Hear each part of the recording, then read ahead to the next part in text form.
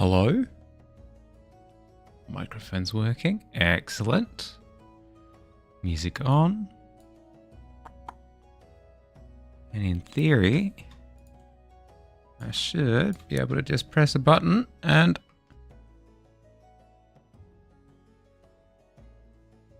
Hi. Hi. How are we? I saw a billion of dust. How are we doing? Ooh. No, it's fine. It's fine. If my garbage rolls facilitate just pure success, that's fine. I'll happily be the sacrificial goat.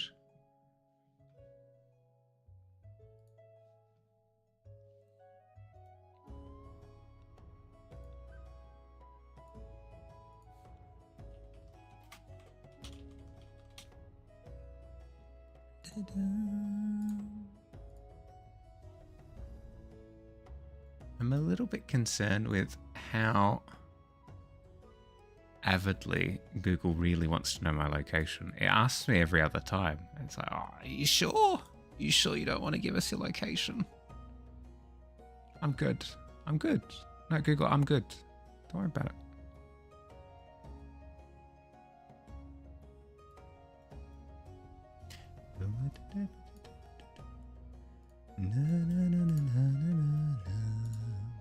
Okay, what did we do last time? In a half-drunken state, I put in some boulders, right? Yes. Yes, I did. Which I'm relatively happy with, except this one. How would I change it? What if I were to... I don't like how even it all is. So if I were to... Even something like that has improved it dramatically. Excellent.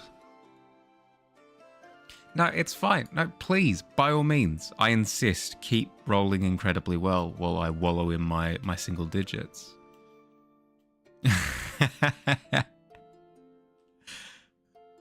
Good. No, quit while you're ahead, Stewie.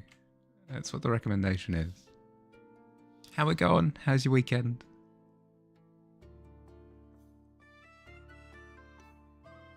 I had a really good weekend, actually.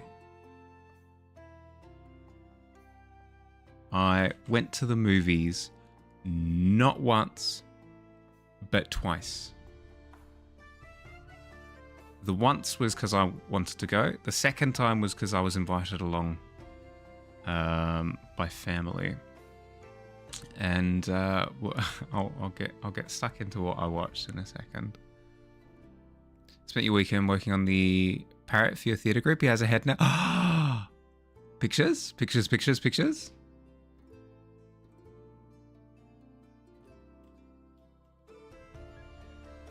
Gip.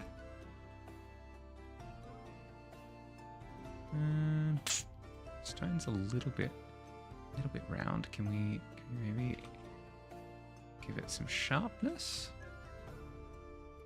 But then we're getting close to making it feel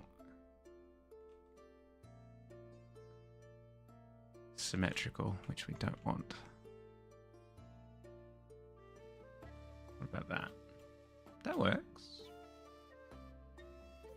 Picture set, excellent.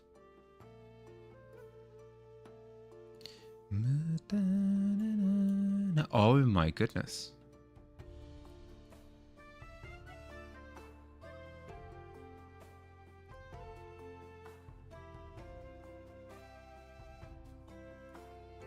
That is so clean.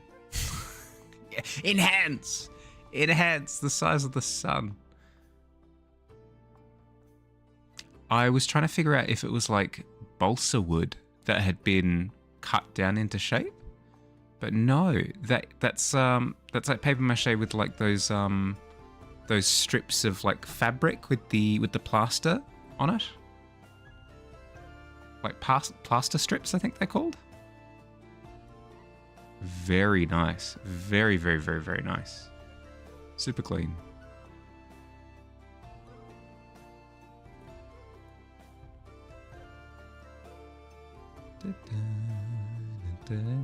And I'm seeing the scaffolding for the rest of the body as well, I presume, by what I'm looking at.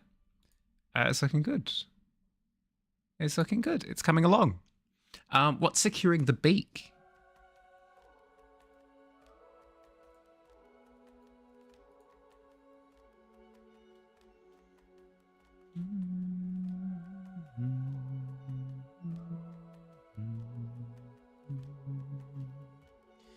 Now, every time I have a look at this image, the position of the hole here in the bottom right-hand corner feels odd. It feels like it's too lined up with the cottage. So I either want to move the cottage to the left or the hole to the right. And I kind of like the cottage where it currently is because it's sitting within the third of the image, or in the spiral of the golden ratio, if you're familiar with that structure at all. Just glued on. Oh, excellent. That's all you need. Any sort of adhesive, you got it. Weekend was good. Worked on Friday overnight. Sunday went to the beach for the first time since moving house. New beach was an hour away, but that's close, as close as you can get. Warata Bay is a lovely beach, quiet as well.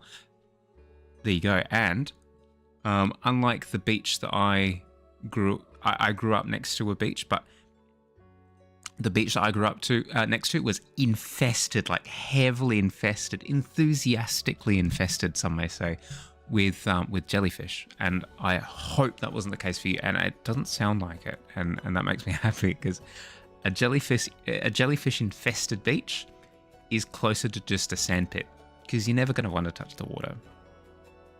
I'm glad that you had a good time. Really, really glad to hear that you had a good time. Let's go. Oh my goodness. No, everyone's putting me to shame. I've been rolling insanely poorly for the past like month. I rolled a 5 again today. Again. I say again. I rolled a 5 again today. It's fine. It's fine. I'm happy for you. 16. It's a really good roll. It's a really good roll. Went to Emerald City Comic Con this weekend and playtested it. Ooh. How'd it go? Did you get any good feedback?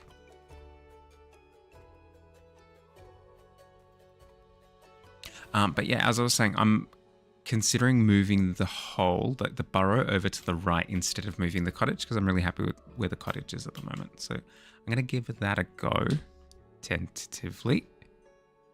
We'll see how it looks.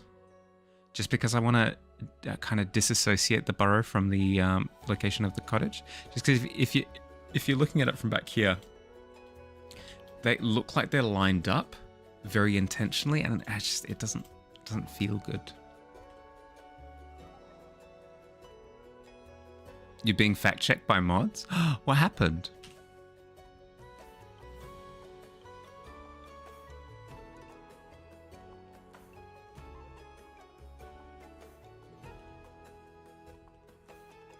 Were you fibbing? You didn't go to the beach at all? Okay, that feels a lot better to have it over to the right a little bit more, but I'm sure you can tell there's a little bit of a problem left over. We can fix it. We can fix it easy. It'll take a little bit of time, but the composition does better for it. So I think we'll stick with the change. Oh.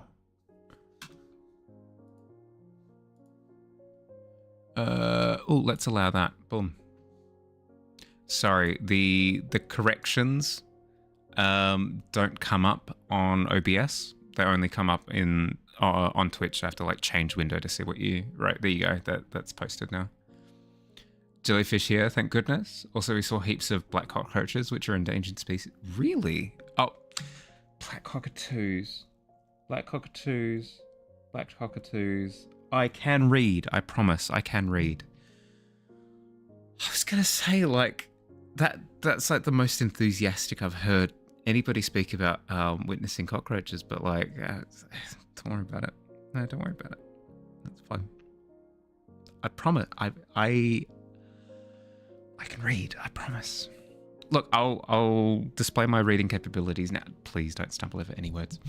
You noticed some things that went wrong. They're hard to fix, but discovered some more playtesting opportunities where you live.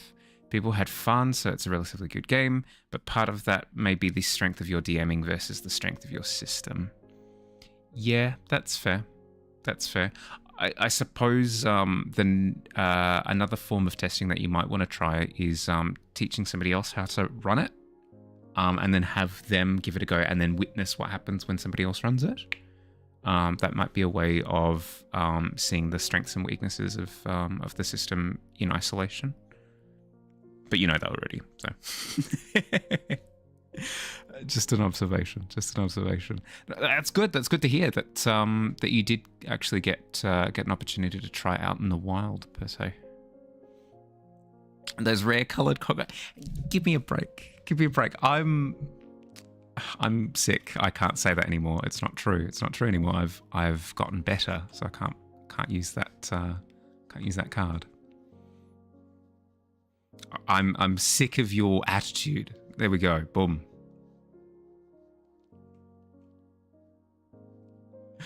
No, Stewie, your attitude is fine. If I weren't being teased by Stewie, what's even the point, you know? Still sick in spirit. Thank you. Thank you. Thank you for bailing me out. Thank you for bailing me out with that one. I got my hair cut, which I'm sure you could tell. It's like shoulder length now instead of my usual, like, I don't know, down to my knees. It's not true, but got my hair like substantially cut for the first time in, I want to say, half a decade. I feel easy breezy, super fly, super clean cover girl.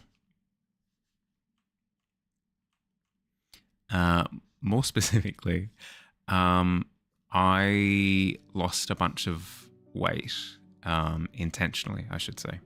I intentionally lost about 30 kilos of weight across a couple of years. And that led to my hair thinning quite a bit.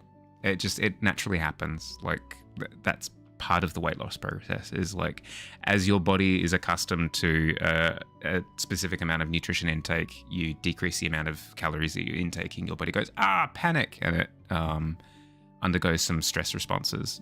Hair loss is part of it. But as part of trying to recover from the hair loss, I needed to cut my hair quite substantially. I've been putting it off for a while, but I've done it now, and it feels like a lot better. Feels a lot better. It was getting all thin in the ends, but now because it's sort of, it's more in line with the new growth, it feels a lot more full, which is lovely. Easy breezy, beautiful cover girl. Yeah, exactly that. So yeah, doing well. Just in time for me to go and have watched. I said on Friday, I think, that I was going to go watch Mickey 17. Just a quick reminder. This is the movie with Robert Pattinson. He plays clones. Lots of fun. Directed by the same person who directed Parasite, which came out a few years ago. Really, really, really good movie. Maybe it's Maybelline. Oh my goodness. It could be. Maybelline was actually my nickname in high school. I have so many nicknames from high school. Oh my goodness. But it was really, really, really good. It did suffer from some of my dialogue pet peeves that I seem to keep returning to whenever I rant about movies, where dialogue felt a little bit clunky. But thankfully it only happened a couple of times. I didn't notice it too much. And there was a little bit of some things played up a little bit too much. Think like a comedy movie or something where they tell similar jokes a little bit too often and it starts to get a little bit stale. There was a little bit of that. But otherwise, concept was really, really good. The actual storytelling itself, really, really good. Acting, phenomenal. It was really, really, really enjoyable. It felt fresh.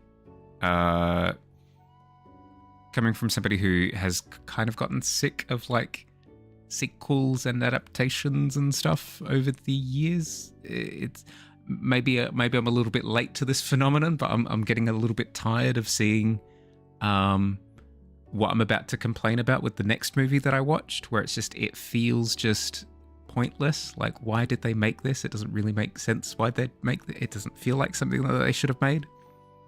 Whereas Mickey 17 felt like a fresh idea that, like, there was an idea behind the thing that they made, and then they made it because they wanted to tell said story, and it felt really good. Really beautiful film. Speaking of which, Stewie, that was actually the second film that I watched this weekend because I was invited to go with family.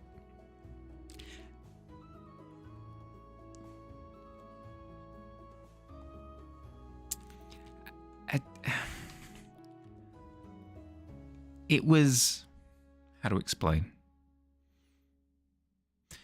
For what it was,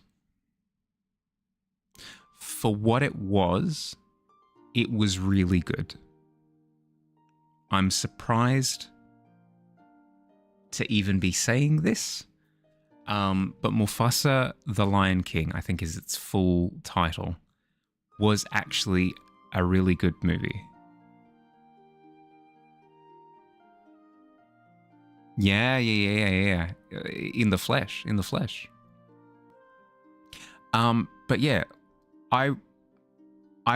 so here's the dichotomy. Here's like what I'm struggling with Mufasa. For what it happened to be, I didn't think going into it and leaving it that it was a movie that needed to be made. Or a movie that should exist. Like, it's not telling anything. After you watch the movie, you don't come away with it going, "Oh, I'm so happy that they told that story." At a 17, oh my god. Yes, Billy's in the slums with it. Yes, Billy, welcome to the pit. Welcome. Now, everyone else with your double digits, no, it's piss off. The pit of failure is ours and ours alone. But yeah, after watching the Mufasa the Lion King, I didn't feel like an idea was conveyed, like a unique concept came to mind. They went, aha, eureka, we're going to make a movie about this, and then they made it. It felt very much so like The Lion King was really popular. What's a thing that we can do with the Lion King property? Well, there's this period of time that hasn't technically been explained, so let's technically explain it. And then they went and technically explained it. All of that aside, it was really good. The way that it was told was compelling. The music was good. It wasn't distracting. Like, it wasn't distractingly bad, except for maybe one song. And I really liked the characters. They did a really good job. Yes, Ebong. Yes. Welcome down here, buddy. In the mud with us.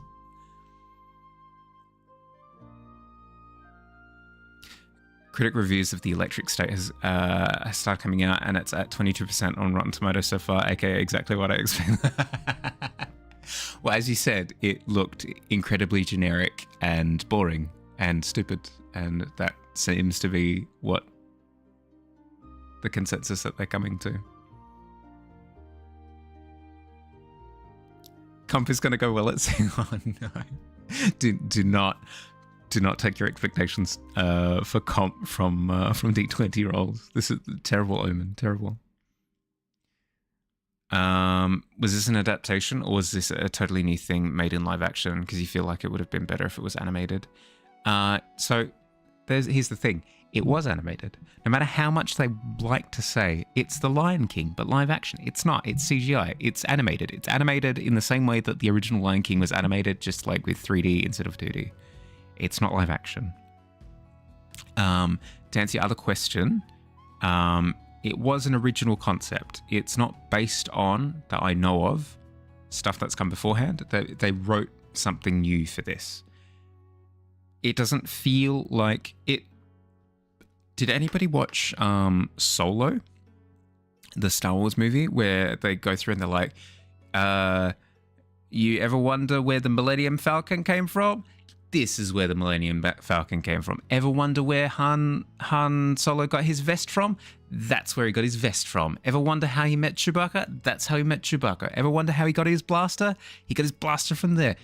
It felt like that, where nothing too important about the characters was actually being illuminated. It was simply like origin story for everything. If you guys don't mind spoilers for Mufasa, I assume you don't. I'm going to go off with the assumption that you don't mind spoilers for Mufasa. One of the few Star Wars things you've watched. There's only one scene you remember. Similar vibe to this then, but I probably will forget about it in like a week. Okay, so in Mufasa, they tell the origin story of like how Mufasa and Scar met, why Scar is called Scar, how they met Sarabi, I think is the name of Simba's mum, how they met Zazu, how they met Rafiki, how they found Pride Rock, how it became Pride Rock. They even had like an origin moment for Pride Rock where it used to be a mountain and then it became Pride Rock as part of like the final conflict.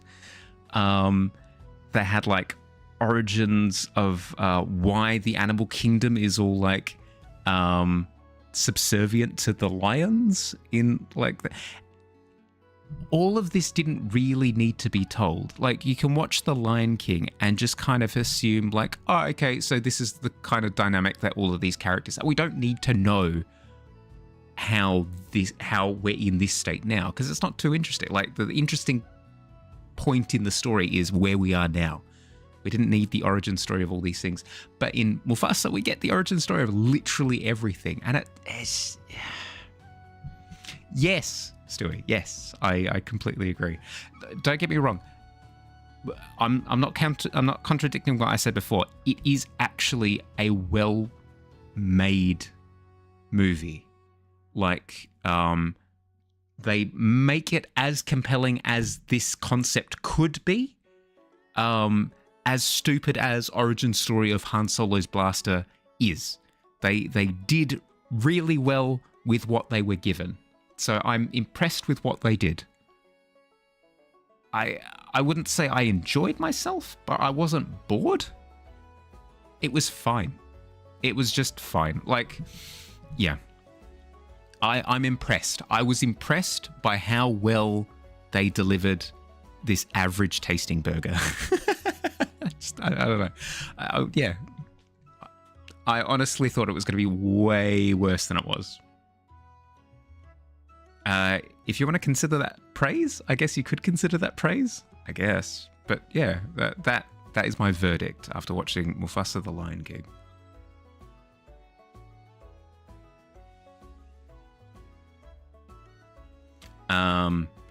Don't watch it. If that wasn't clear enough. It's impressive for what it is. Don't watch it. Go watch Mickey 17 instead. Really good movie. Funny, well written, like compelling, really enjoyable characters, and it's a feel-good movie at the end of it. You'll leave Mickey 17 feeling kind of nice, you know? You'll leave Mufasa the Lion King feeling kind of confused. Yeah. Yep. Was it better than Sonic 3? Yes. Yes, it was. Mufasa the Lion King was better than Sonic 3. I didn't leave Mufasa angry. I left Sonic furious. Like, seething with rage. Was it better than... Hell no. Ben-Hur told a story. This did not. I mean, it did, but it didn't. It didn't have a story to tell. Neither did Sonic 3. That's not entirely true. Sonic 3 had a story to tell. It just angered me how it was told.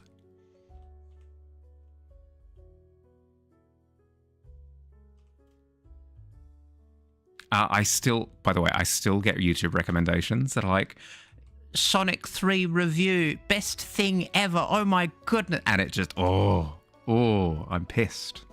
No, it's fine. If people enjoyed that film, by all means, absolute, like, Godspeed.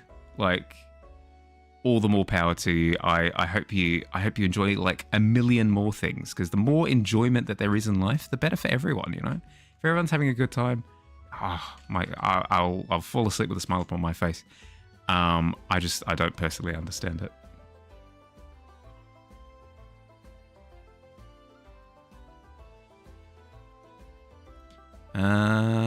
Yeah, and I'm all better now. The last little dregs of my unwelledness have since passed across the weekend. Like the last little bit of like sinus congestion and stuff, all dealt with. We're good. In the clear. I can breathe again through my nose when I lie down.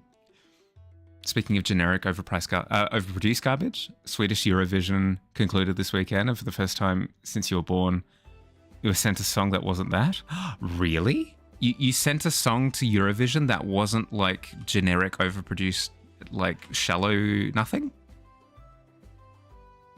I don't think the US participates in Eurovision's doing. Not that I know of.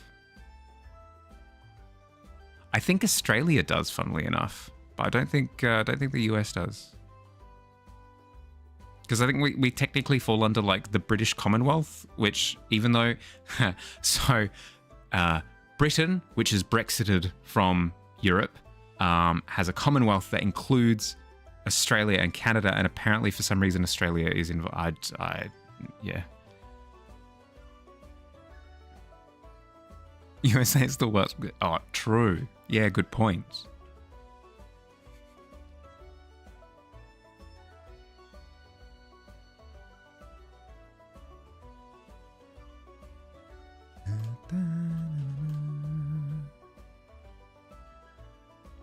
They Brexited from the EU, not Europe. Ah, true. Yeah, that is a good point. They are still technically part of the European continent.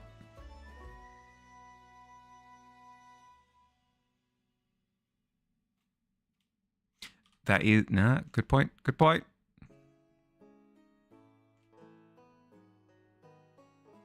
In my head, they've literally they've severed the little rope that was connecting them to that body, you know, that massive land, and they've now drifted off into oceans unknown. So hyped about being part that you think it was more an excuse, like it's plausible enough. Go on. Is Canada part of Eurovision?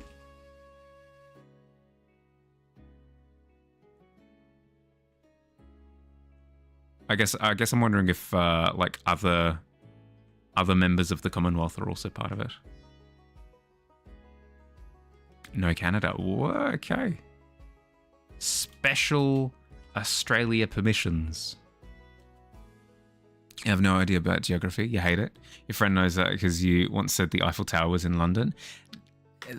London does have towers, so you're half correct. You're pretty close geographically as well. Like close one eye, sort of loosely point at the map, and you're not far off.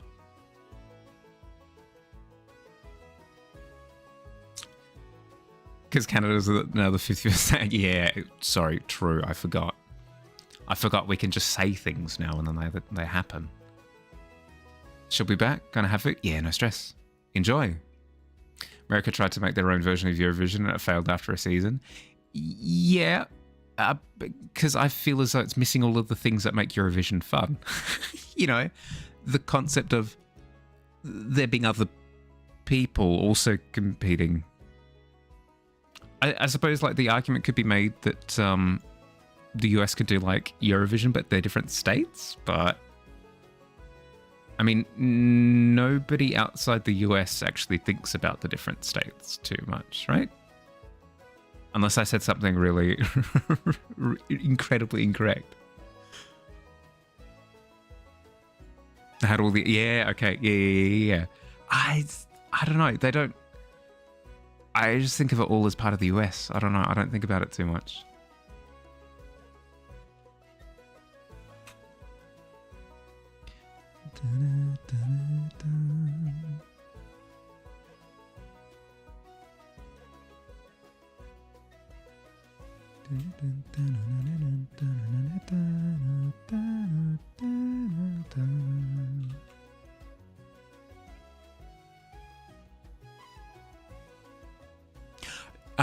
Did you stream on Saturday, Dust? I didn't see an alert.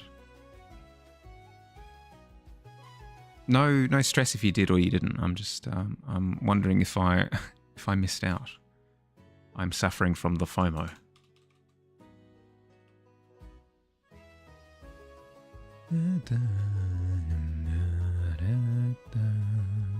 Ended up not working out. Yeah, fair.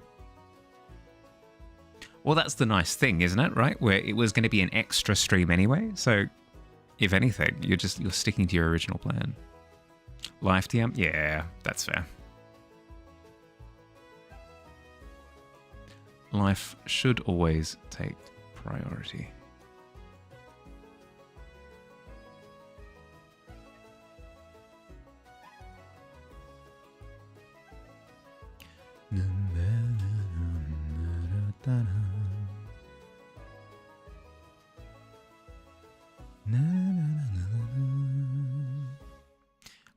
I'm in the middle of falling down the Game of Thrones lore wormhole again. Rabbit hole.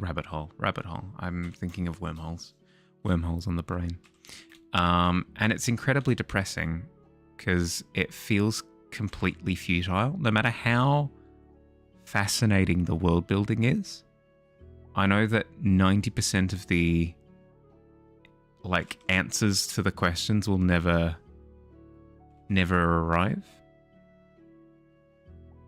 There was a degree of that when getting sort of lost in Lord of the Rings lore, right? Where you think to yourself okay, X, Y, and Z all have answers to them. This particular question doesn't have an answer, and it never will. But at least with that, it felt like that was the intended outcome. J.R.R. Tolkien intended to leave the answer to this question unanswered and just kind of open-ended. And there was a satisfaction in that. You know what? Yeah, some mysteries of the world are kind of always intended to be mysteries, and that's kind of part of the fun. Whereas with the Game of Thrones problem, it doesn't feel like it's intended at all. It just feels like it's unfinished. Because it is. I don't know. I'm so hesitant to get stuck into that series just because the idea of just the work, the work being unfinished, getting super duper invested, and then not getting payoffs. Just, I don't know. Fills me with dread. But maybe if he releases the second to last book, which has been in the works for 15 years now, maybe if he releases that one, I might read the series. He's never finishing the last book though. There's no way. If it took him 15 years to get to this point, and he still hasn't released the second to last book, and then he also has another book to write after that, it's not happening. It's just not happening. You won't be able to do this weekend either, and the one after that is theatre weekend, so it's going to be a while until you... Oh, no. Oh, that's all right. Nah, as I said, life always takes precedent over literally everything else. It's a bit stinky, but what can you do? It is what it is.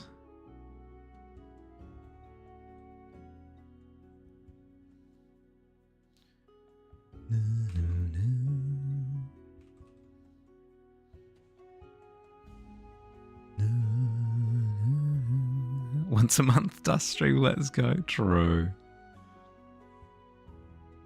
Hey, I mean, if you've got it as part of your calendar.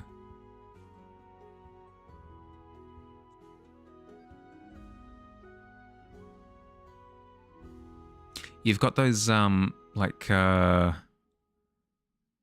savant, like, bakers and shoemakers and stuff, where they're like, I will produce one item every 10 years, and I will make an event of it. And then everybody, like, gets ridiculously hyped for every time that this artist or, you know, maker of some kind creates their one product.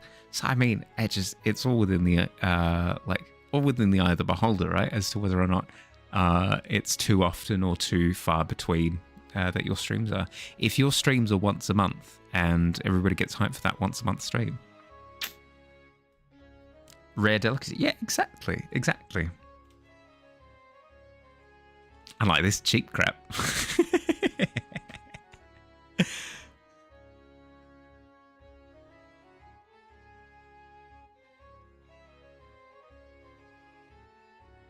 I reckon it's fine. If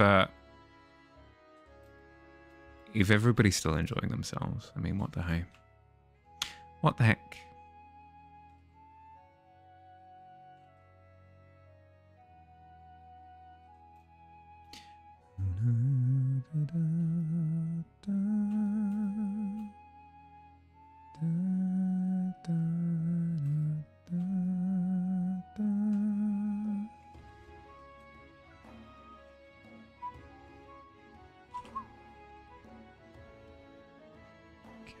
Let's go through and add a bit of grassy texture to this section that now looks like smooth Play-Doh. Sort out your Lego bags. You shouldn't need to look through literally every single one next time, though. Excellent.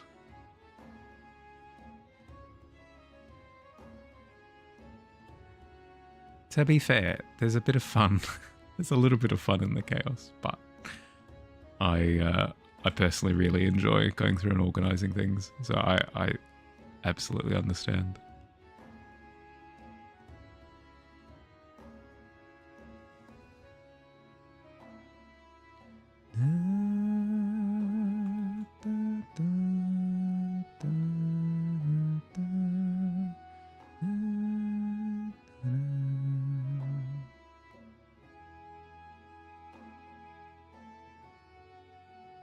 Just picked out the next 10 or so. Have them in the smaller box. Nice. Oh my goodness. Oh no, that's terrible, because it means that you're like geared up to get stuck right into it, but you now have to wait a few weeks. Oh, that would kill me. I would explode.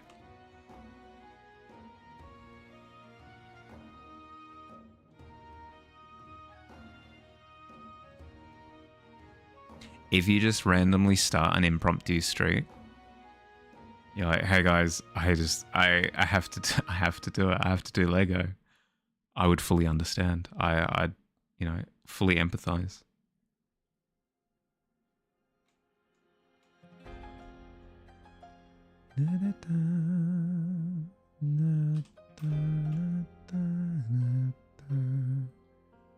Kind of like it being a rare treat. Yeah, that's fair. That's fair.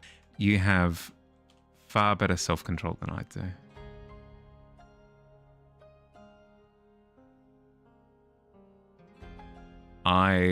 This will be shocking to you, but I actually have,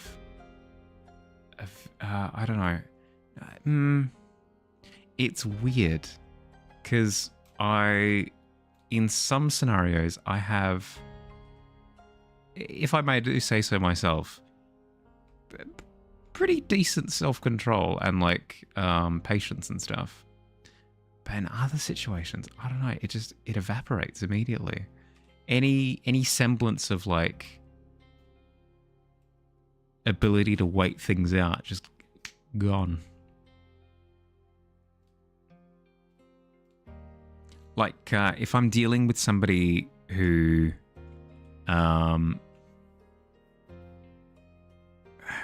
how to explain? If it takes somebody a while to understand something that I'm saying, infinite patience. Or if it takes them a while to like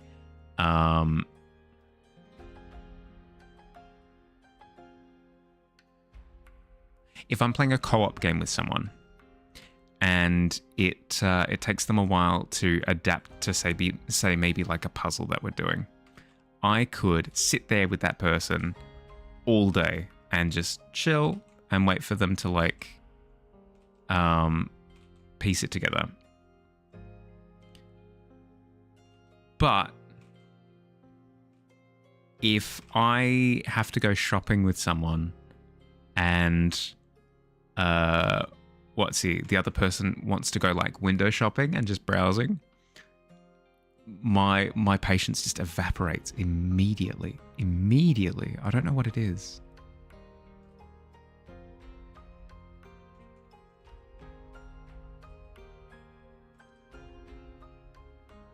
I think it's because in the scenario of like co-op video game thing, whatever, I can do stuff still. Not necessarily pertinent to actually completing a puzzle or anything like that, but I can like run around, I can punch a rock, you know? Whereas if I'm going window shopping, I'm literally doing absolutely nothing. And I think that's the thing that drives me up the wall. Yeah, yep.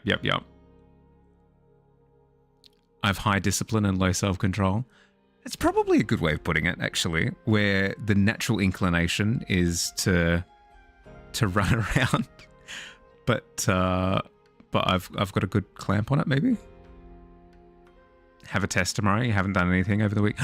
No, Squid. You've got time? You've technically got time. Yeah. I'll be in the background. I'll be like chill. This is a chill ASMR study stream.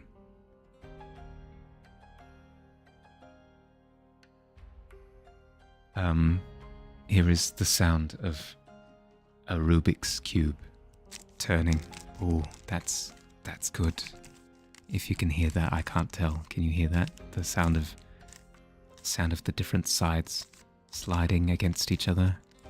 Oh, that's nice.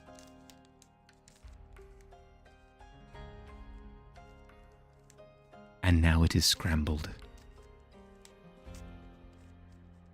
Business stuff? What kind of business stuff? Like econ? You know, have your textbook in your bag. Oh, go check, go, quick. We'll be here, eagerly awaiting to hear if you did actually have your textbook with you.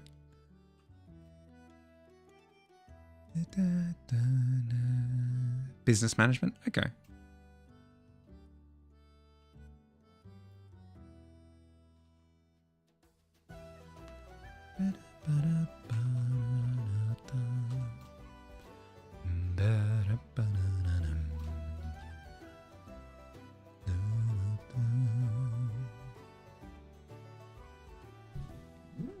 They got the...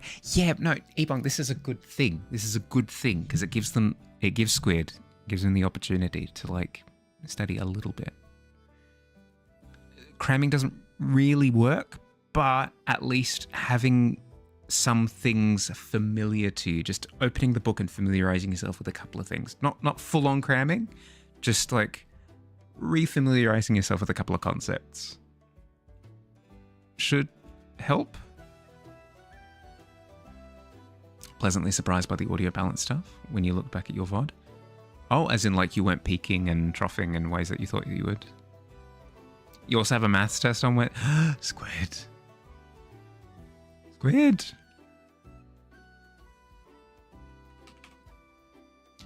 So that's antique. What about...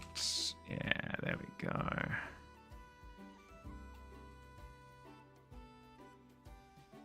Can take your notes so you have all the formulas. Yes. But you should also study. Because they'll be timing the test assuming that you have the notes, right?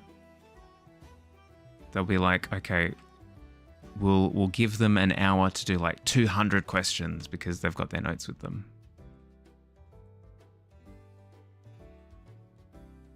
You should do a bit of study. You've got plenty of time before Wednesday. You should do a hefty amount of study tomorrow night, I think. Ah, but tomorrow night is Tuesday night.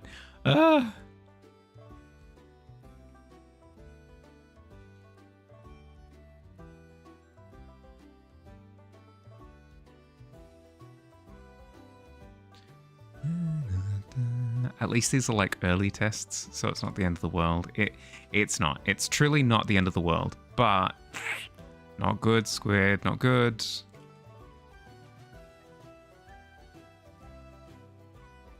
Goes for the time the period goes, which is an hour.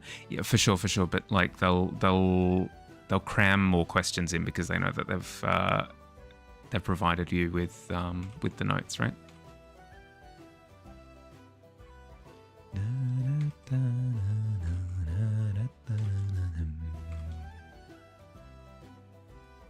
As I said, like, it's super chill because it's still early tests. Not the end of the world. It's like, this will just give you an idea of where you're at the moment, but still.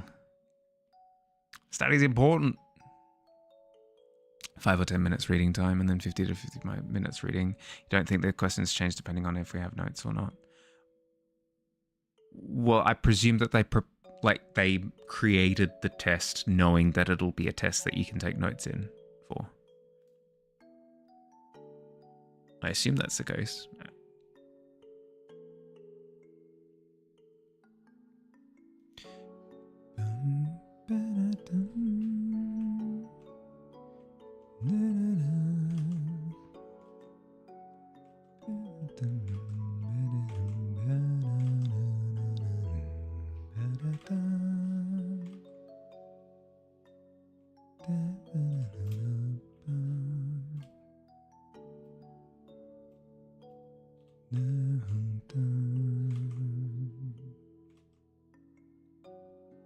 Pass your econ exam by teaching yourself how to do it while taking the actual test. Oh no.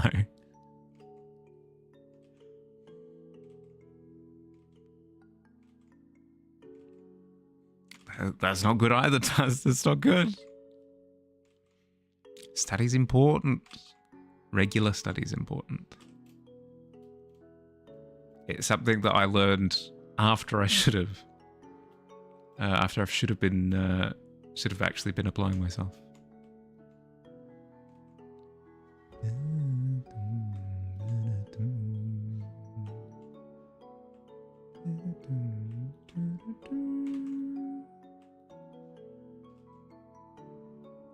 At least at your school, the tests are more like a test of knowledge rather than if you can actually do the maths, you think?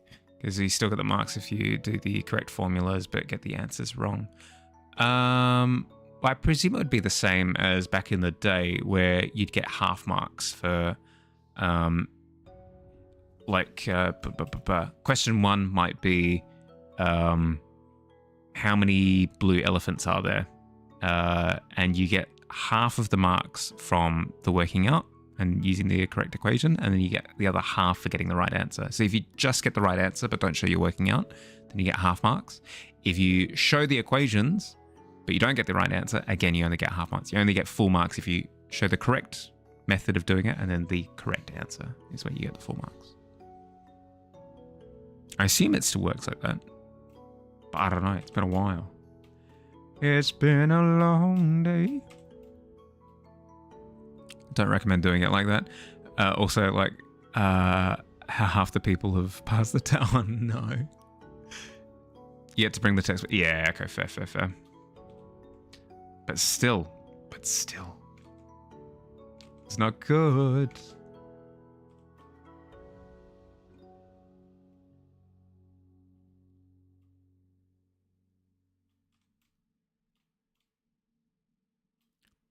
hated that class.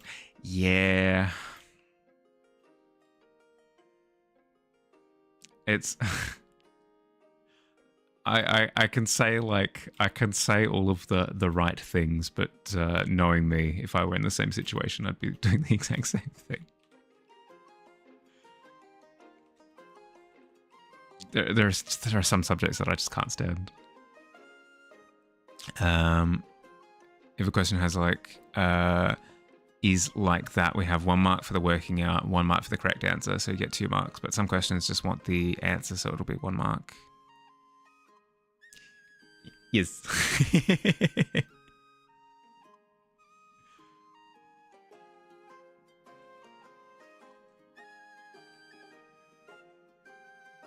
There must be a festival or something on. Either a festival or like something at the fairgrounds or something, because in the far distance I can hear fireworks, and I've heard them every night for the past week.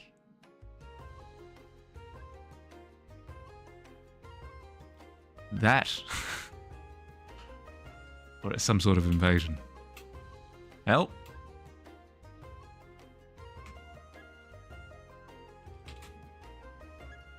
Them going like, did you know that women get paid less, then med is bad? Meanwhile, over here is a AFAB non-binary person being like, yeah, yep.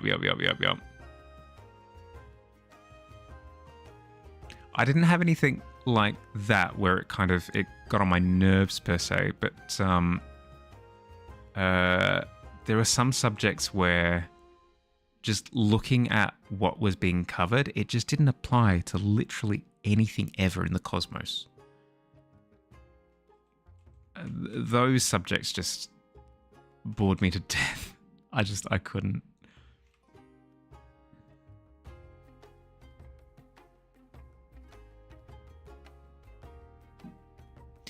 Business class, you just talk about how Elon Musk lost millions of dollars. Yeah.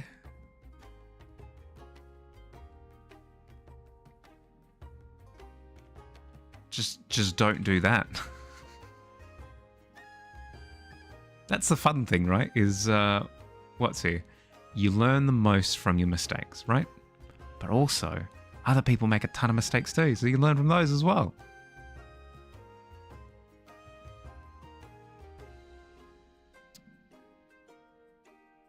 Thought about gender a lot more than... Yeah, yep. To be fair, it would be eye-opening for some of the students who are in that class, right? Perhaps not you in that case, but wouldn't necessarily say that it's wasted. True prove is learning from others' mistakes. Yeah, exactly. And then you don't have to make the mistake to begin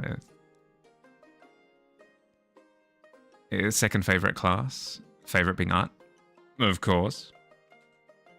But of course. But yeah, that's something that I found after school, which is infuriating, is I actually do have a love of learning. I just didn't engage with it whilst I was at school, which is just awful. Because school is like the best opportunity ever to just latch onto things. And then not only do you latch onto things and you learn a bunch, but you actually get tangible results from all of that learning in the form of life points.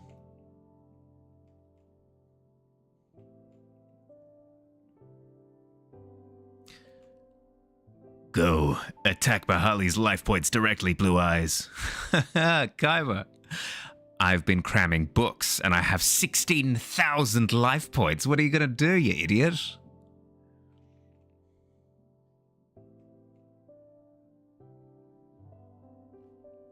Make it a couple of times just to make sure it was a mistake. Yeah, no, of course. You have to be uber sure that what you've done is truly a mistake, or just a mistake in execution, you know? It's the it's the bar graph. The bell graph. It's this one. Wrong brush. It's this bell curve, and it's the stupid face, like this.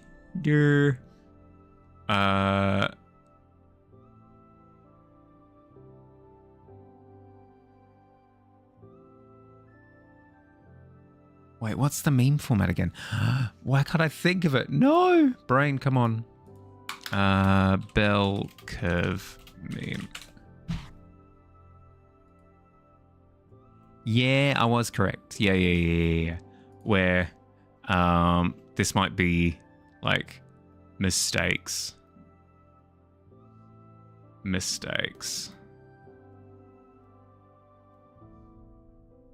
then this might be others.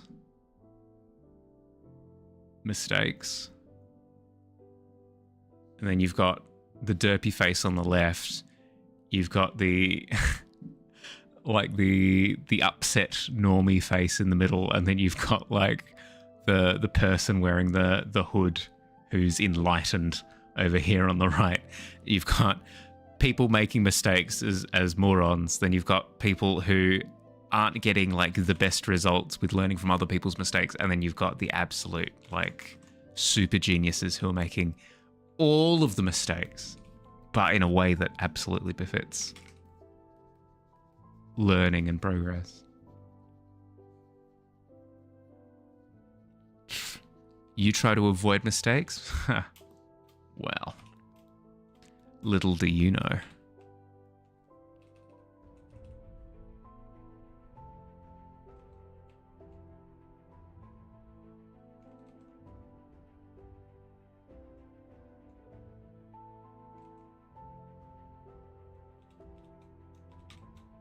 Nothing reminds me that I'm slightly outside of meme culture more than trying to explain memes that I don't really know that well.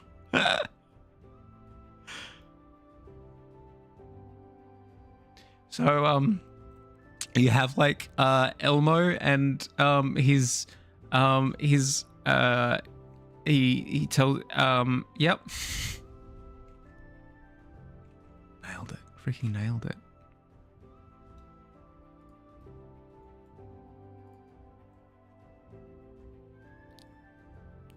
You're still proud of your pet, mate? As you should be. As you should be. No, I still, like, that's...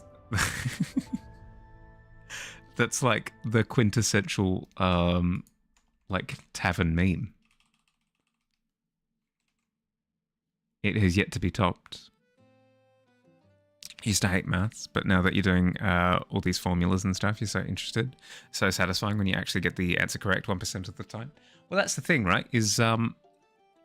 maths is actually quite interesting when you are getting it correct. As stupid as that sounds.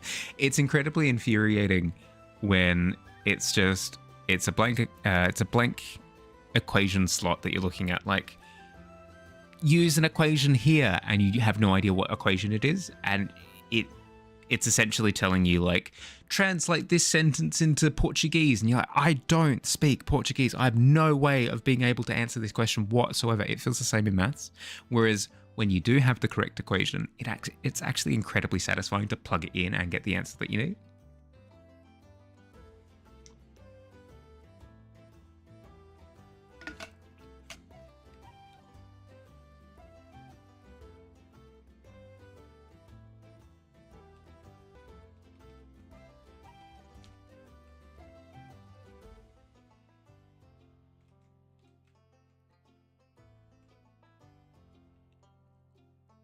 You love learning, just hate not knowing even more. Yeah. That's the thing, right? Is it feels incredibly off-putting to have basically a book in front of you of here's all this stuff that you don't know, and you'll feel stupid not knowing. But I don't know, when you push past that, it gets incredibly satisfying. So you avoid learning for that moment of not knowing. Yeah, but I don't know. For something like music, I can push past that, and art as well. I can push past that because I know that I'll get tangible results from going through the learning process. I think that's what did annoy me about things like chemistry, is even when you go through all the pain of the learning process, what you end up with at the end of the day is just like a meaningless answer to a meaningless question type of deal. Whereas in something like art, if I'm trying to solve a problem, I know that when I reach the solution, I can immediately apply it, and then it's satisfyingly, tangibly in front of me in application, which is it's just so satisfying.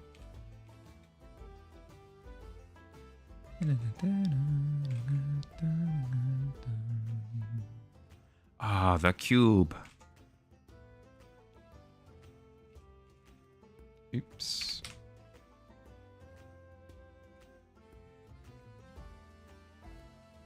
Knowing you have a problem is the first step part of the whole thing so far.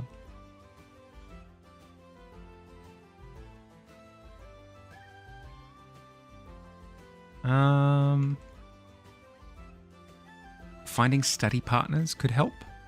Like finding a study group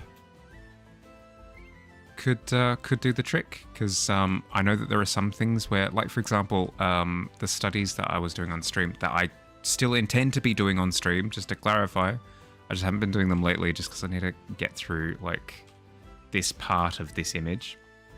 But I know that just having a little bit of company can help quite a bit, especially having people that you can bounce the process off of when you get a little bit stuck.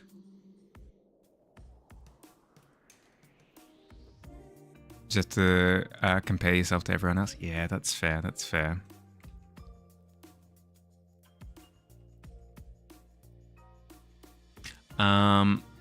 I found that it was more satisfying doing like practice tests and stuff than it was just to crunch equations over and over and over again.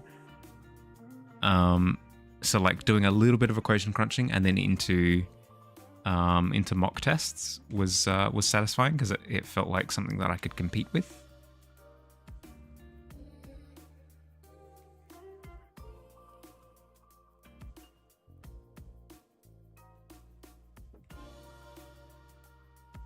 Easier to do than straight up question. Yeah. Because even if I get them wrong, it's fine. It feels like it. It feels like it. I don't know. It has like a flow to it, where you're completing a thing.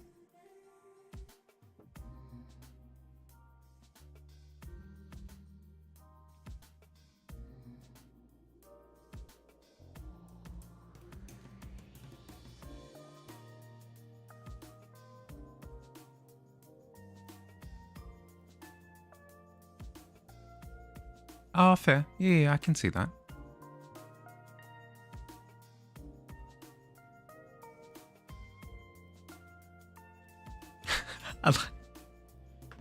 That's the solution. Squid, that's the solution, is you go into the test tomorrow and you write practice underneath the test name. It'll ease all of your... Yeah, there you go. It'll ease all of your anxiety when it comes to actually committing to the test. Yeah, there you go. Way easier to approach that way.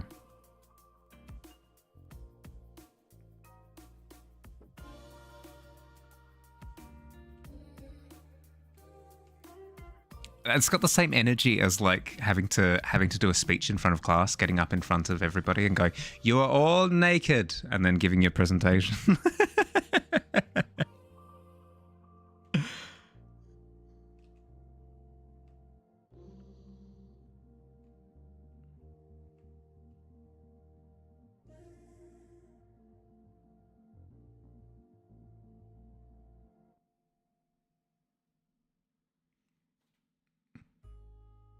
Getting a 10% on the test is just going to hit you in the face. Yeah, true. You love actually taking the test, because once you're in the test room, it's like, well, can't do anything else, but you're best now. Just resign yourself to whatever comes. I think the feeling of dread that I can't shake off whenever I'm in a test scenario is I could have and should have done infinitely better because of all of the opportunity that I had to have studied. And that I didn't utilize that time or apply myself like effectively.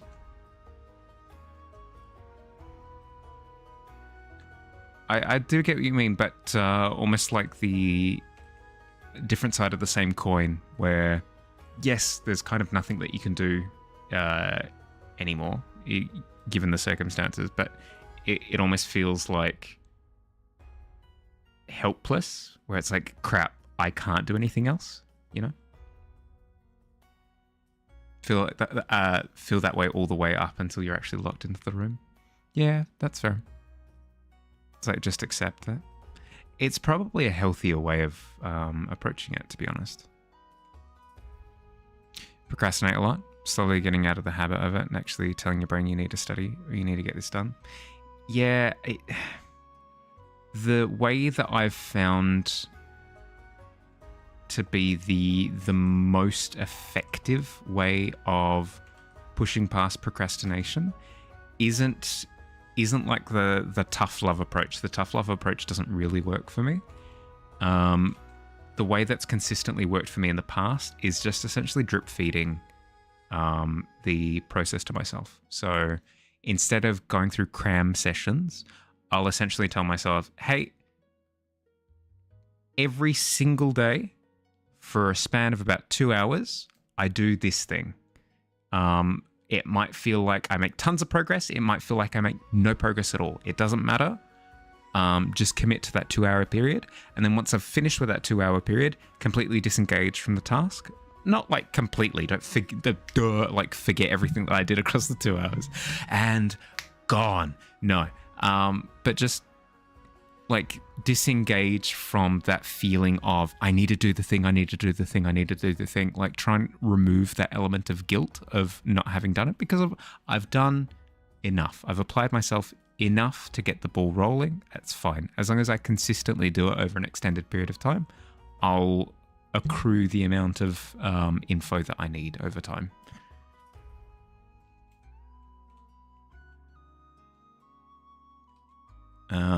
I tend to find it's more helpful for like my psyche if I give myself that slow burn approach, because otherwise like the guilt sets in too hard, you know.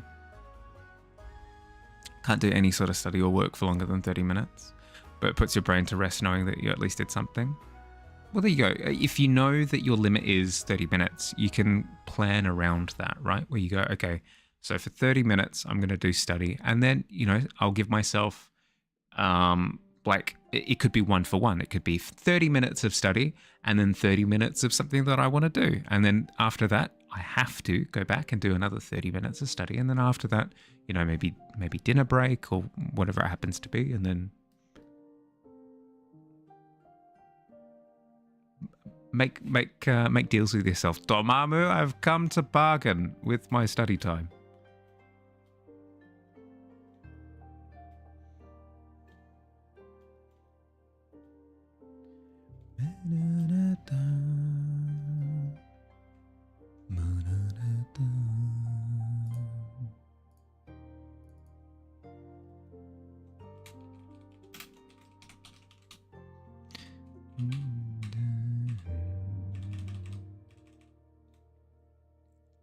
I think you should start doing like 30 minutes when you get home. Then after dinner, I could do 30 minutes or something.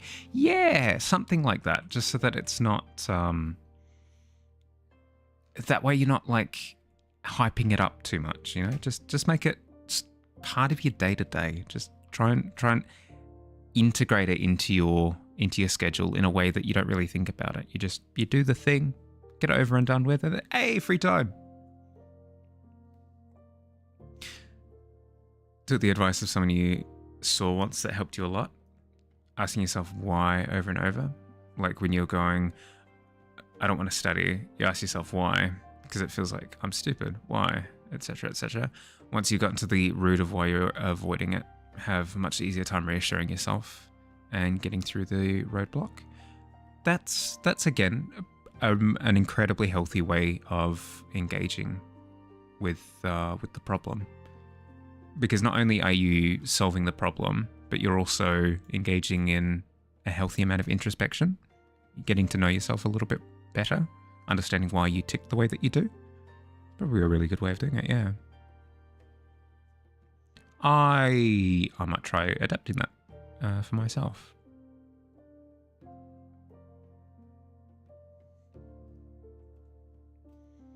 That would have been lovely last week. I'm sick. Why? Because I'm sick. Why? Because I'm sick for like 2 weeks straight. Oh my goodness. I would have gotten sick of myself incredibly quickly. Yes, I know that's not the correct application of it. A 5-year-old just asking why over and over. Yeah. Yep. It's like it's the curious mind, right? There's a way better way than you slapping yourself in the theoretical face and going, "No, do it, or you'll fall behind." Yeah. No. Like the kind of like self-punishing, like self-flagellation approach, it doesn't work. It doesn't work at all.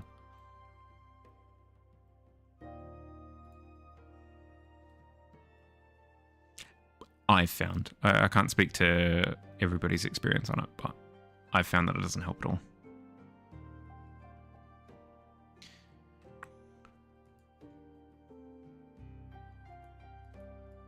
Is this the only thing visible from the main draft? Oh my goodness. And it's that little black pixel down in the bottom corner of the house as well. Yes. Excellent. Okay, cool. But it works for you because it kicks your brain into gear? Yeah, okay. I mean, hey, if it does help, then by all means. Just be careful though, because it can destroy your it can destroy your self-esteem if you're beating yourself up too much.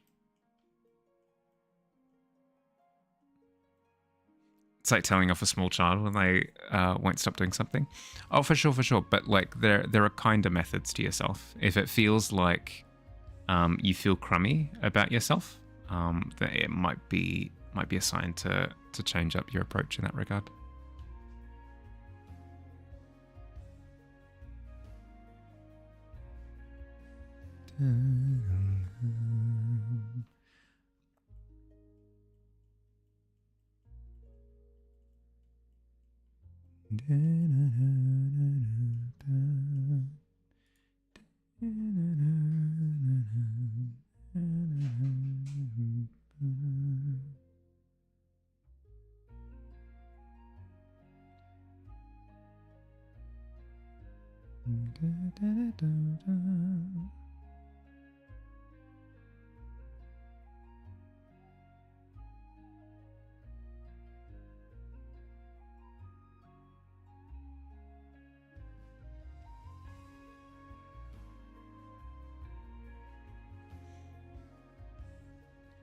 I'm currently, let me think, almost 400 chapters now into reading Bleach. Specifically the series Bleach, not like an instruction manual on how to use Bleach or anything like that. And it feels really weird because I might have a problem with how a certain section of the story is playing out. And I'll look it up. I'll be like, what does the internet think about this particular bit?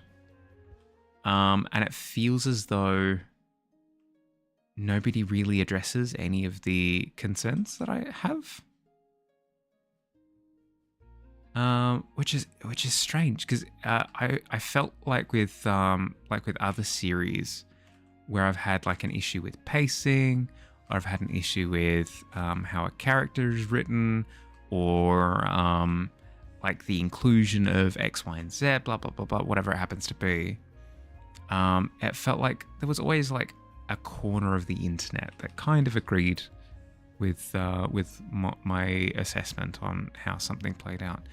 But it feels like, I don't know, that's not really the case. Have you ever have you ever read a story or watched a movie or something where you found a character really, really, really annoying, and you've found other people that kind of agree with you? It's imagine that, but there's literally nothing. Like literally nobody else agrees that Jar Jar Binks from the original Star Wars movie, Star Wars Episode 1. Nobody found Jar Jar Binks annoying except you. I feel a little bit crazy.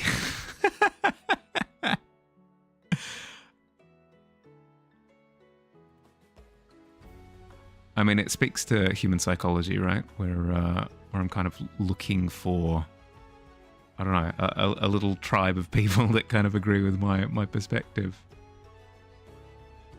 But it feels very, very, very strange to not see any supporting opinions.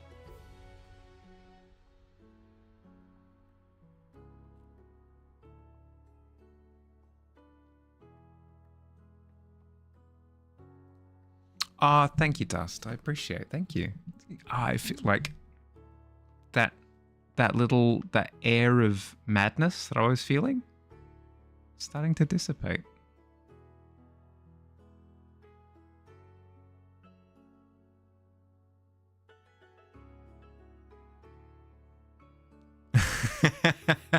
Yeah, exactly.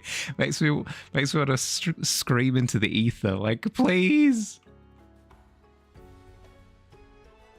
Hey, Ganguli, how's your weekend been?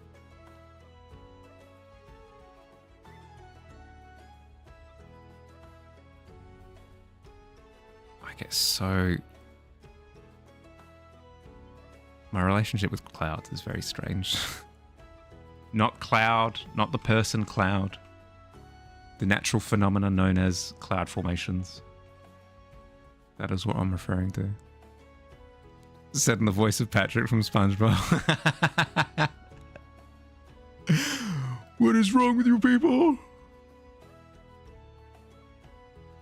It's been going well. Good to hear. Good to hear. I was just saying earlier that I watched a couple of movies across this weekend. I watched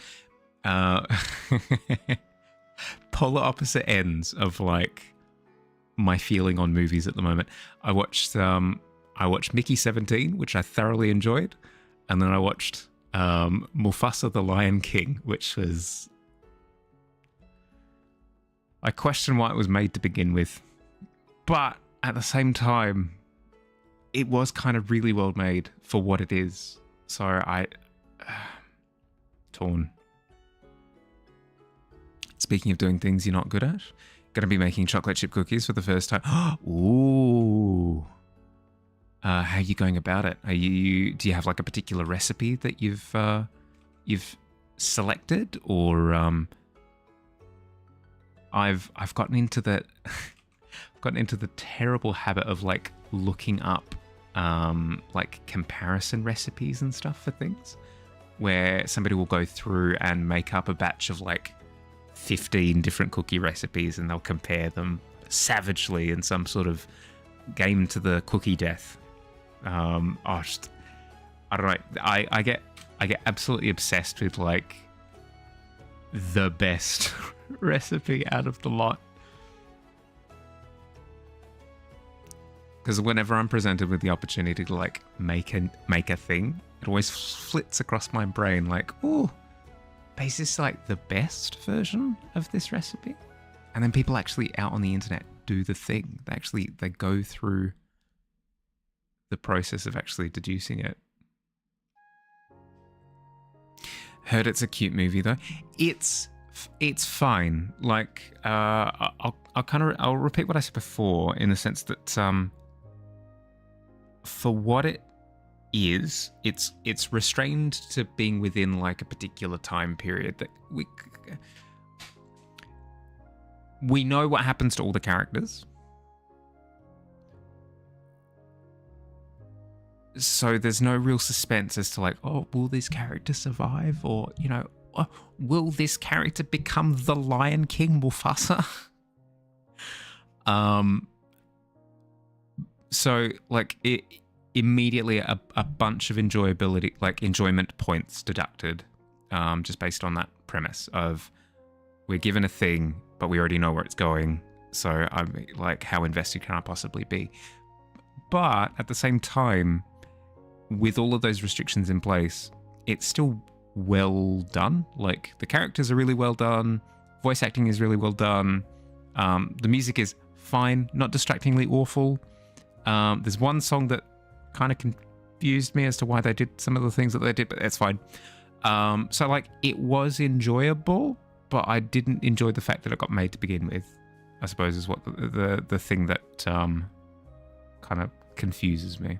So I do agree, like it is a cute movie, but I don't know, I feel as though they could have told a similar movie with characters that hadn't already, like,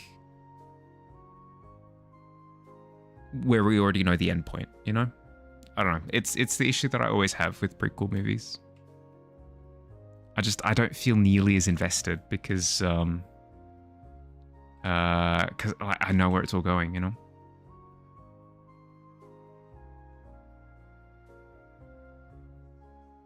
No, post credits. I did not. Let me have a look. I did not wait. I did not wait around in the theater to see. Mufasa post credit scene.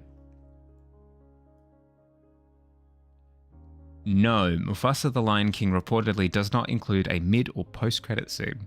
There we go. I was gonna say it'd be very. I would have missed out if they had and I hadn't seen it.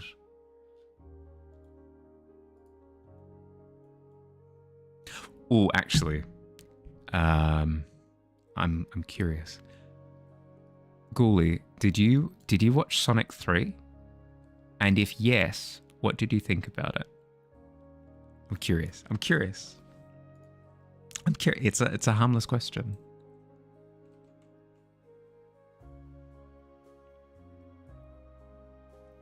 Hoping for the new Avengers being teased in Mufasa 2. Oh my god. So Mufasa was like harmless, right? I didn't like the fact that it got made, but it's harmless. I am actively infuriated by two movies coming into existence. Movie 1, Lilo and Stitch, live action. Movie 2, How to Train Your Dragon, live action. Oh, I'm angry. It's fine, because I just won't watch them. And I've got the movies that I already like. And if other people like those iterations of the movies, that's fine. You know, the more positivity in the world, excellent. Hooray, we win. Humanity wins. Huzzah.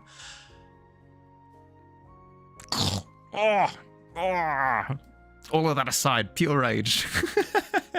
You haven't yet? Okay. I'll hold off. I'll hold off then. I'll hold off on my rant. Similarly to how I can't find anyone who agrees with me about some of the some of the plot points in Bleach. Like as I'm reading it now, I'm looking up on the internet like, okay, what do people think about this part of this arc? Like, is it a waste of time? Is this character the worst thing ever? Blah blah blah blah. And I'm not finding anyone who agrees with me on the internet to do with Bleach. Same thing with Sonic 3. I won't spoil where I stand on it. It's kind of self-explanatory though when I say that nobody on the internet agrees with how I feel about Sonic 3, and it's I feel a little bit crazy, a little bit crazy. Here we go again. Thanos coming to the new movie Lion King 3. Oh my goodness. Perfectly balanced as all lions should be. Keanu Reeves can do no wrong. I'll hold my tongue. You do not deserve the you do not deserve the maelstrom that is furiously developed in my soul. Is Keanu playing Lilo or Star? Oh my god, both.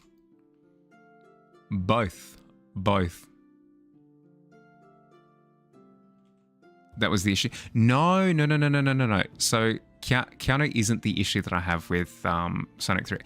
it doesn't help the problems that I have with that film. But no, it's not Keanu exists in the movie, therefore, like, pure unadulterated rage. It's more...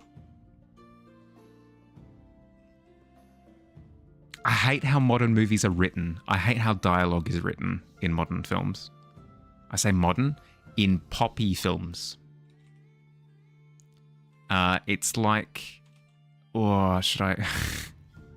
It's like every screenwriter has gone through the school of Deadpool.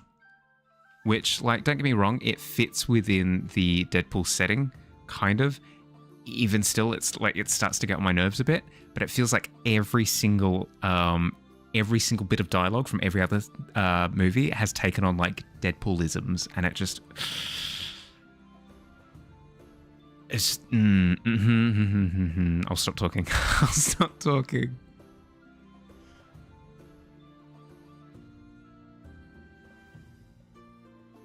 It's fine if people enjoy Sonic 3. That's good. It's good. It's good. I'm glad. I'm glad that that's the case. More positivity. Excellent. Glad to hear it.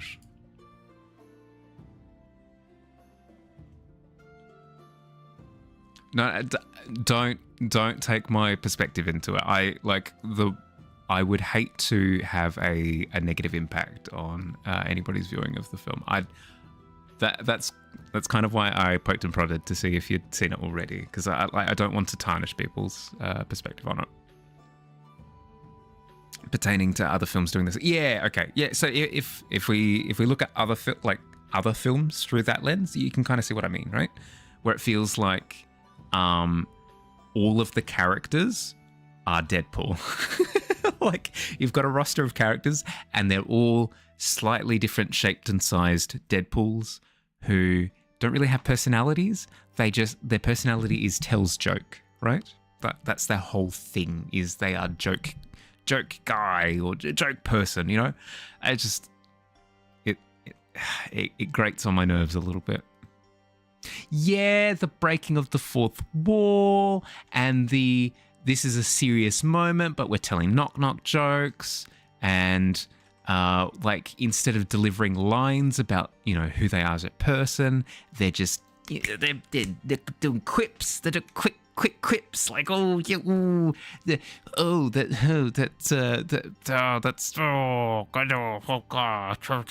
know, just like that. Oh.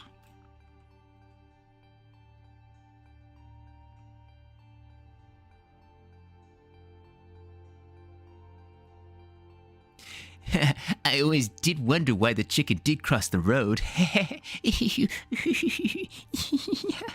Funny. It's funny every time. Okay, I'll dial it down. I'm becoming what I hate.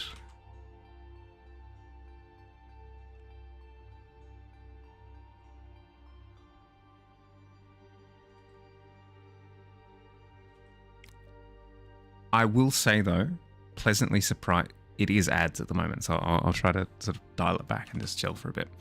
But I will say that neither Mickey 17 nor Mufasa the Lion King suffer this problem, except for spoilers for Mufasa the Lion King, but not really, because, like, it's not spoilers for anything that happens in the movie. Timon and Pumbaa are recurring characters throughout the entire film as accompanying narrators, shall we say? If I were to hate a part of the movie, other parts of the movie I was indifferent to. Like, it's fine. It's, you know, it's harmless. It was fun enough. I enjoyed myself enough. It's fine. The one part that just filled my veins with the fiery rage of 1,000 suns was the inclusion of Timon and Pumbaa as characters. I hated them, but specifically because of what I just ranted about. They were everything that I hated.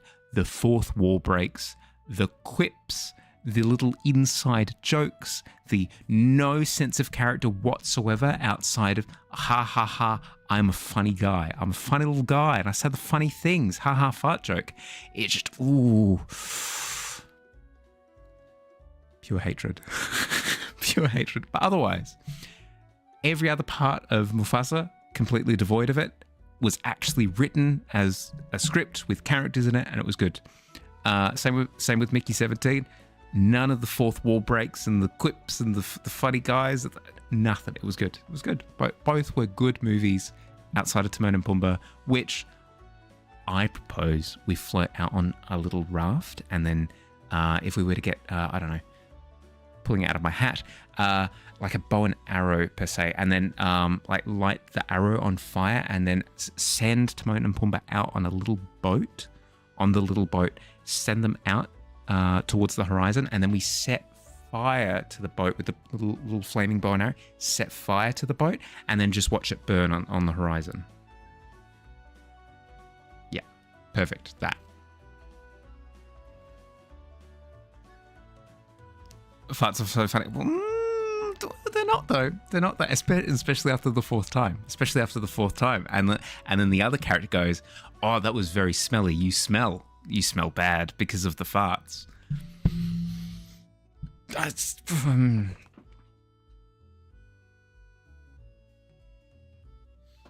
scene from How to Train Your. Yes, exactly. If we can all get together as a society and tell screenwriters no, we can tell them bad, slap them on the wrist and say, no more of that, please. No more of the looking at the camera and going, waha hey.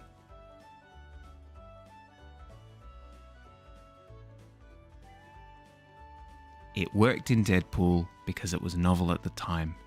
And then it continues to work in Deadpool because it's part of the established character. But when we're applying it to characters where it makes absolutely zero sense to apply it to, not good. In fact, bad actually, for real. I don't like it.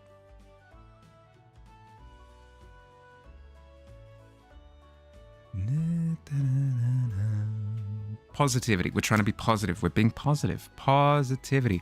If people enjoy that style of writing, that's cool. I'm happy for them. But please, no more.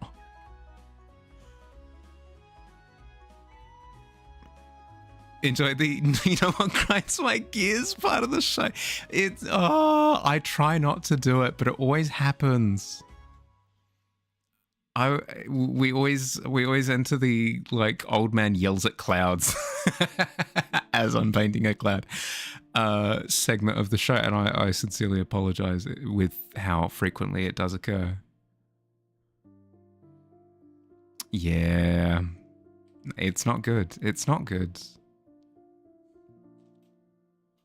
What cloud formation do I actually want here? Because I'm going back and forth trimming the same parts. I want it to be asymmetrical with, I don't know, a feeling of flatness underneath, so that way we get a sense of like where it is in the sky. I also need to consider if I'm going to be doing a cloud shadow, but I don't think I will, because it's kind of assuming that the cloud is kind of sitting just past this first little horizon dip. Like it feels like if anything, what I could do is I could have, as it passes over here to the right, have a little bit of shadow score across the grass in the top right, just for a second. That could be quite fun. Found it humorous and affirming of your own standing with modern movie make. Oh, thank goodness. Okay, so in my own way, despite all my rage, I'm still just a rat in a cage. Despite all my rage, I'm still spreading a bit of positivity in a way. Matter of speaking, I kind of am the most positive person out there if you think about it. It's like the most like self-ingratiating way of putting it. If you think about it, all these murders I did kind of helped everybody. Terrible. Absolutely terrible. Contain multitude. Absolutely. I speak for the people. Stewie, for you. That one was for you. Absolutely. Bullet with the butterfly wings? Hell yeah. The world is a vampire. It's honestly, it's not even my genre of music. I just so happen to know that reference. I'll just say that now before I posture myself as being some sort of fan of the genre. I cannot claim it, so I won't.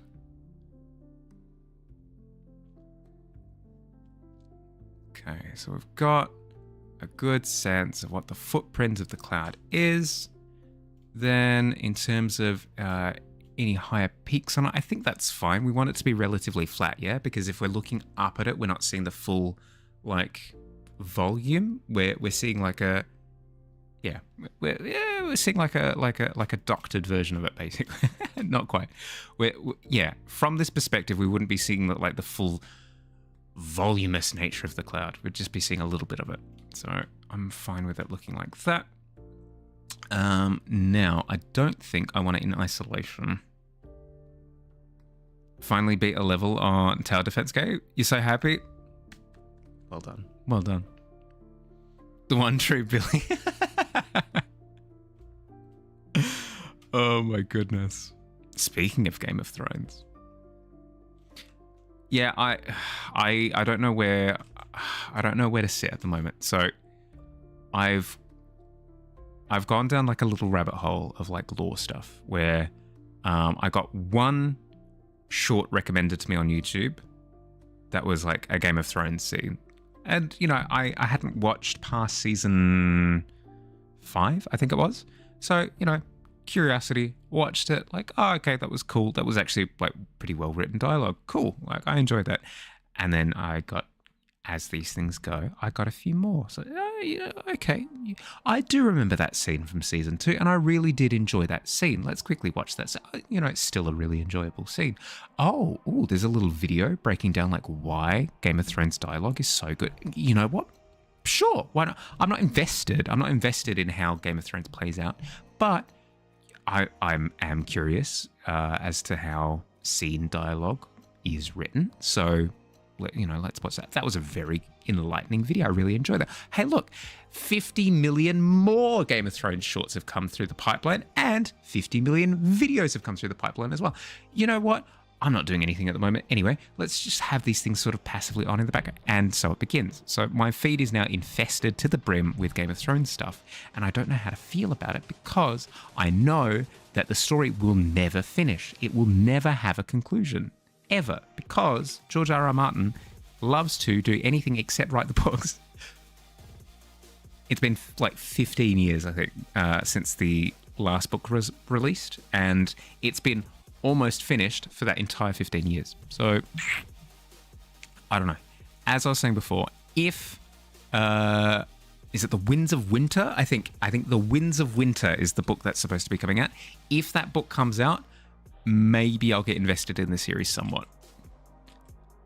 But I don't see it happening. I just don't see it happening because I think it was at the end of last year he announced that he was going to start working on the script for another series, which is my guy. You've made this like incredible thing. You should finish it.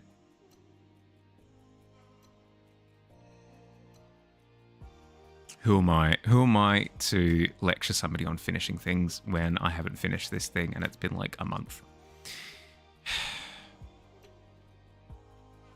Let's actually take my own advice and finish this while I'm working on it. Okay. So I wanted, let's see, I wanted the one cloud. It probably doesn't sit well to just have it in isolation, right? So I'll probably have a couple more cloud formations to go along with it. Maybe just a couple of wispies. Just a couple of wispies here and there.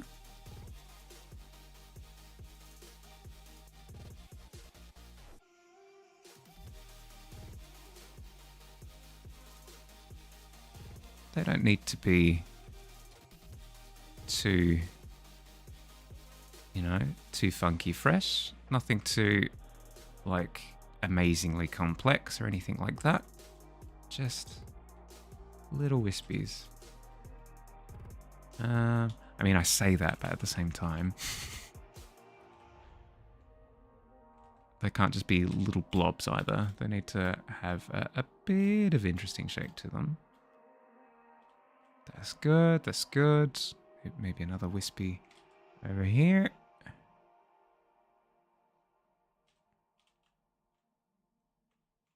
Do we have any plans for the week? Actually, speaking of plans for the week, I completely forgot to announce the prompt. The prompt for March. I think I am gonna go with the March of Monsters.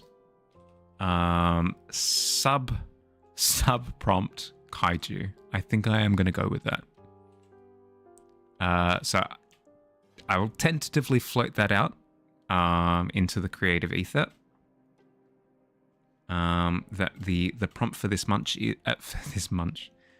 the prompt for this month is the March of Monsters kaiju. So if you wanted to start working on an image for that, there you go. Boom. I'll have it up in writing on the Discord probably sometime tomorrow.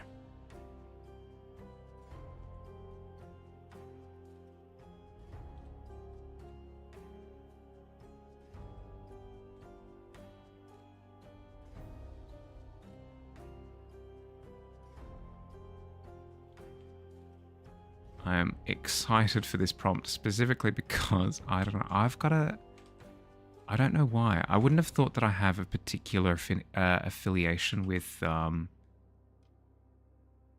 kaiju or like a natural inclination to draw them or whatever. But then I've actually looked back through some of my stuff, and for some reason, it's just something that I keep drawing. Let me see if I can find. Like, I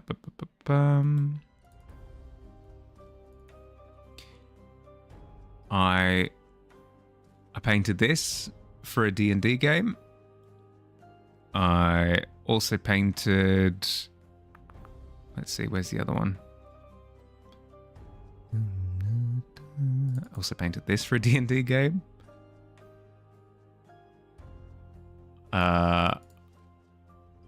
I also, let's see, I also have this image, which you're probably quite familiar with at this point. So, like, for some reason, it's a topic that I keep returning to without thinking about it much.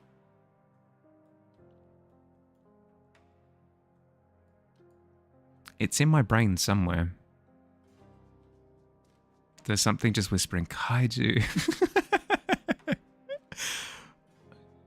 Late at night, as I'm drifting off to sleep, a voice whispers in my ear, kaiju.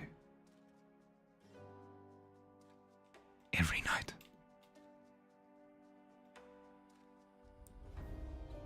Wake up with a cold sweat just pouring down my face. It happened again.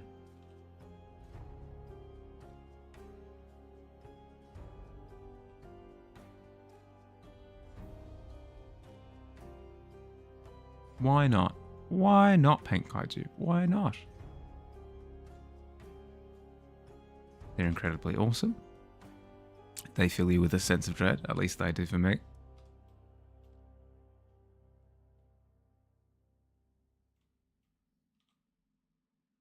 Why am I not satisfied with this cloud's shape?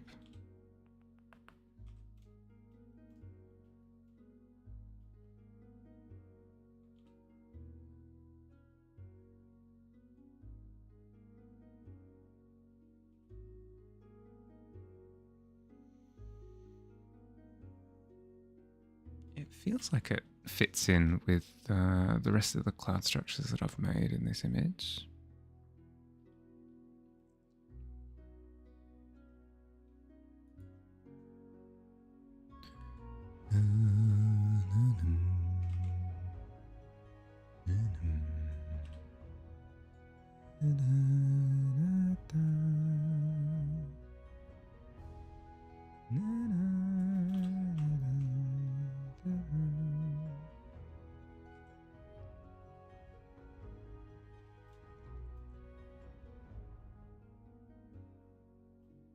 Am I happy with that? Kind of. What if I were to kind of meld those shapes a little bit? That feels better. There we go. What if I were to make another smaller cloud? Something here.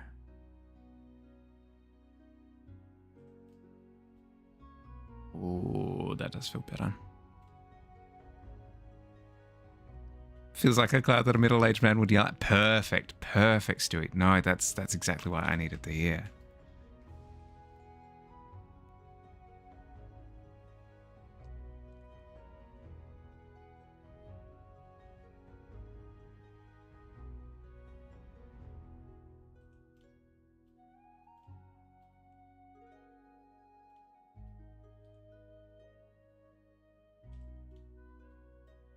I feel like a mad scientist. Like, is this prosthetic cheese that I have made, this artificial cheese, is it truly cheese at this point?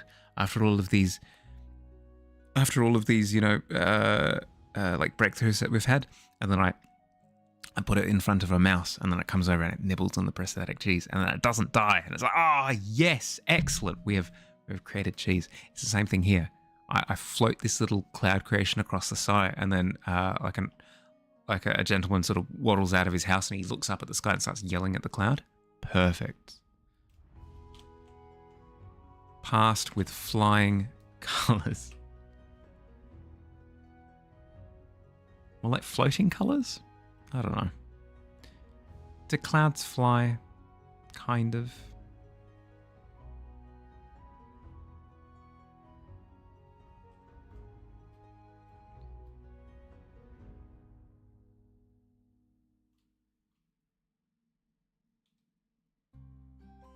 Probably want the silhouette to be a little bit different between the two. So what about something like this?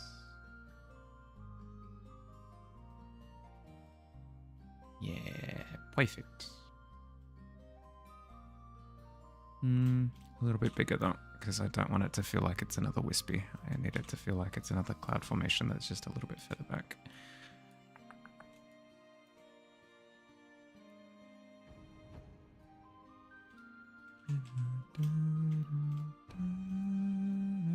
Okay, maybe not that large.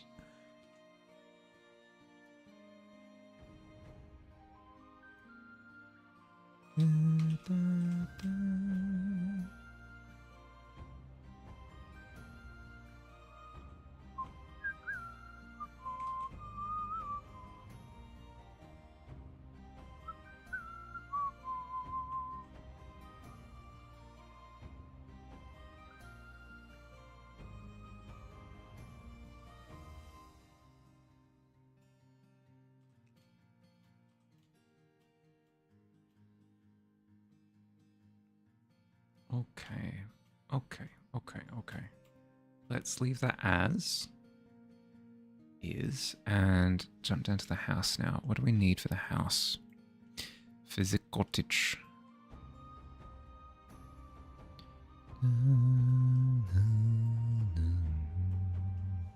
Okay.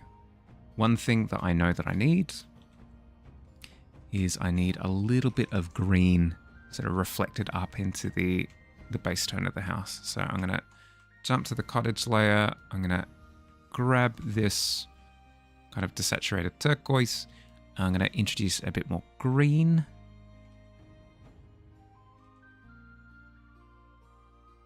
And start introducing that green into the bottom half of the house. Cottage.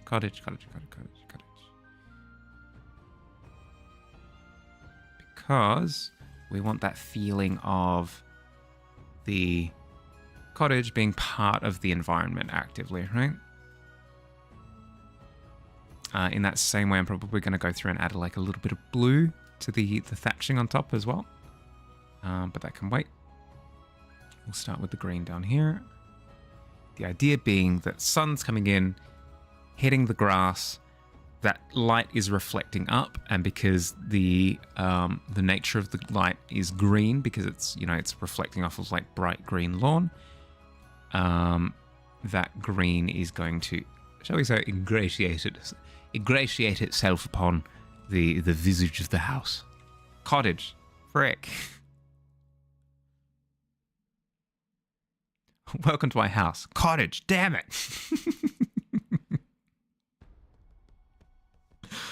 Oh, dearie dear.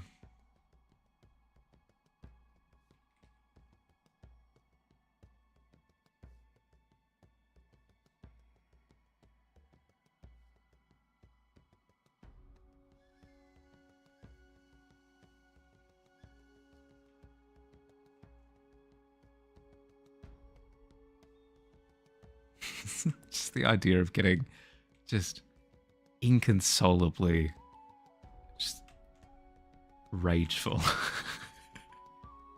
off of getting something incredibly minor incorrect. Would you like a glass of whiskey? Scotch! Damn it! Damn it! So sorry. Would you like a glass of whiskey? I've done it again!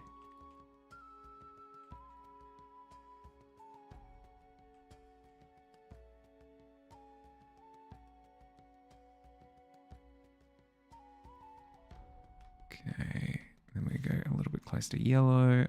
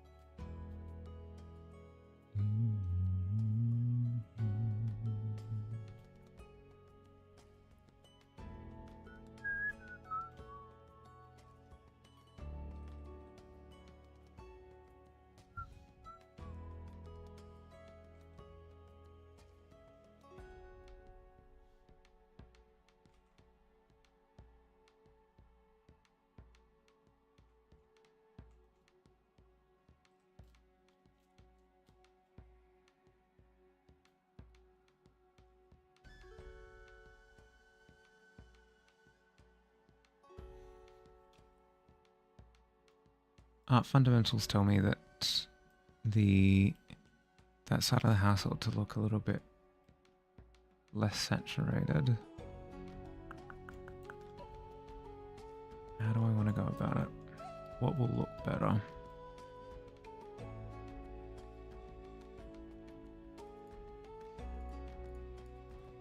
Sunlight on cottage.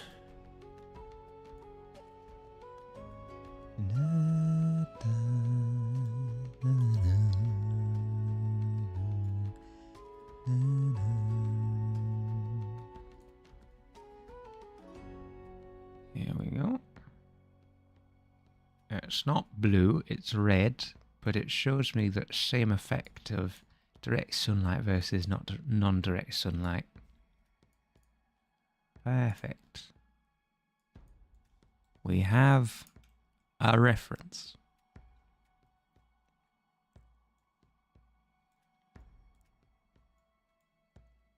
If anything, it's not about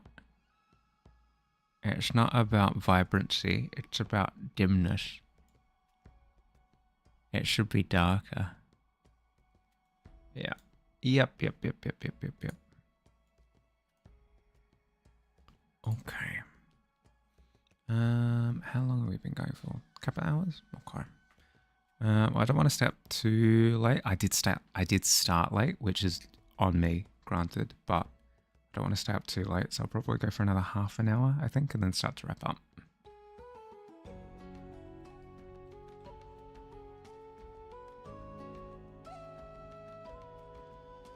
Let's try the darker, shall we? Mysterious as the dark side of the cottage.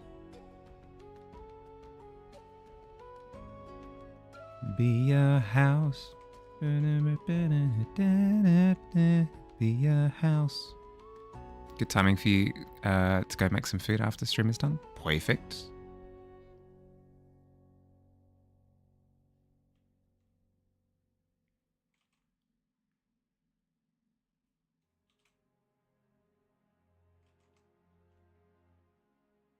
Ads in 1 minute. Thank you, Tavern. Appreciate.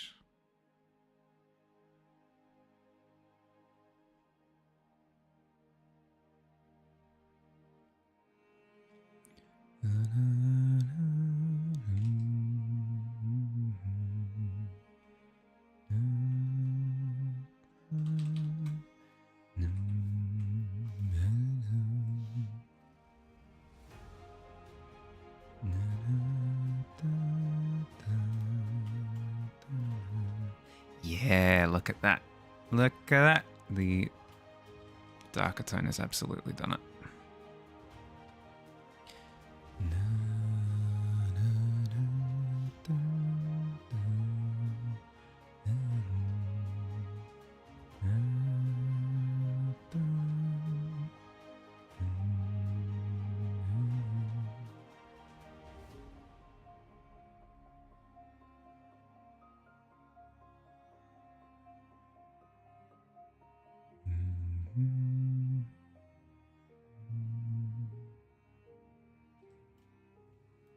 Photos looks great. Thank you, Stewie. Appreciate. I'm actually committing to doing proper highlights and proper shadows for once, because I get so worried about losing the core identity of whatever colors I'm using. But it always looks a little bit flat. So actually committing to adding true highlights is just works so much better. Sell for over $1 trillion. Yes, excellent. That, oh my god, Stewie, you've unintentionally caught on to my exact Ponzi scheme. I'm going to finish this painting and then I'm going to go cottage for sale. Anyone interested? Get some bids and then vanish into the night as soon as I get my money.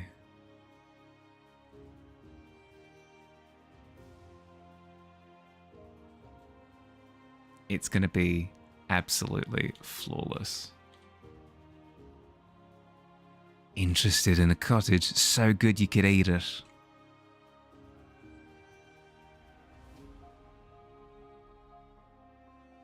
Actually, do you think... Ooh, now that I think about it, do you think that's what the witch was going with? Like with the Hansel and Gretel witch? Classic country spin. Oh my goodness, yes.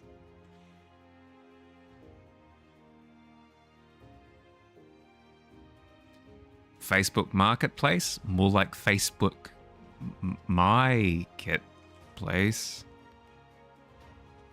Don't think about it.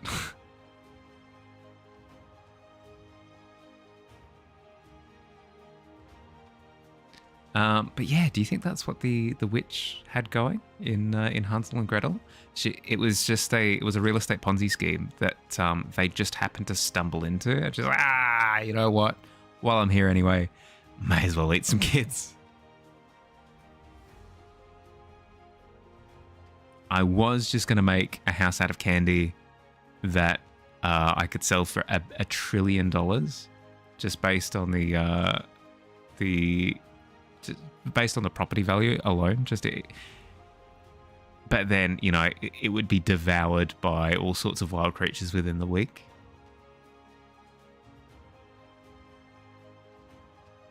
Welcome back, by the way. Sorry if it cut back to me just speaking gibberish. Half of that is because I was just speaking gibberish. Half of it was because I decided to, I don't know, tell funny joke while we were still stuck in ads, which is terrible idea to do so, but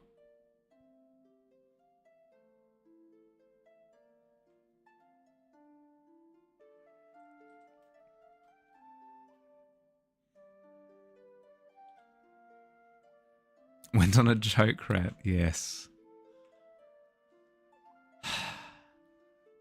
Is that all I am to you, Stewie? Just different flavors of rant. It's entirely my fault. for selling myself as this as this person who just is angry all the time, which is entirely true.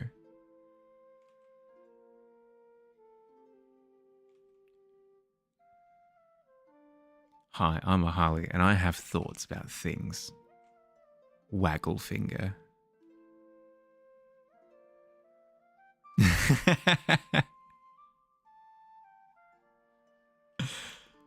Deary dear.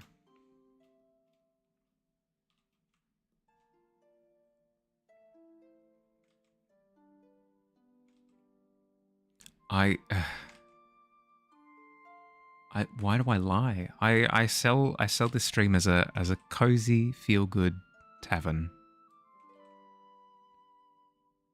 Cut to me ranting and raving about, like, I don't know, the color orange.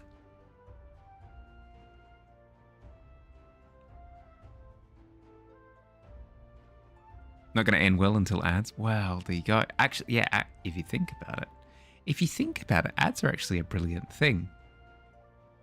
They save you lot from having to put up with me for extended periods of time.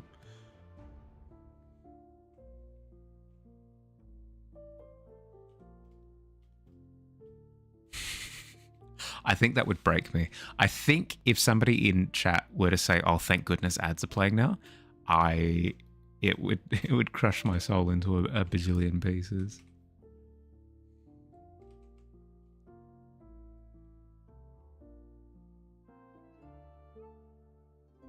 Some sort of Mortal Kombat finisher.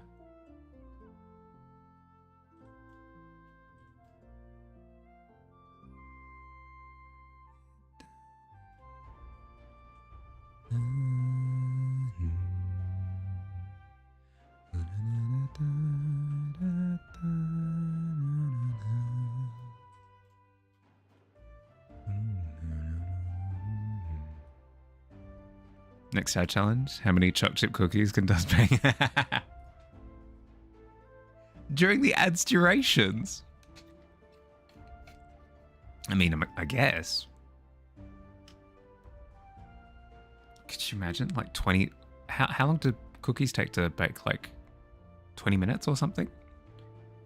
20 minutes of ads. All right, everyone. Buckle up. 20 minutes of ads incoming.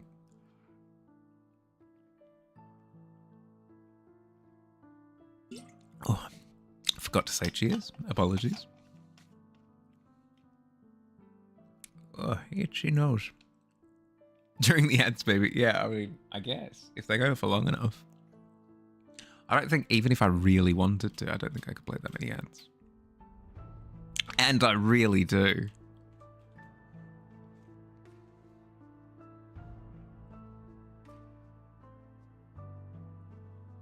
Pre-warm oven to 6,000 degrees and cook for 10 to 20 seconds. Oh my goodness.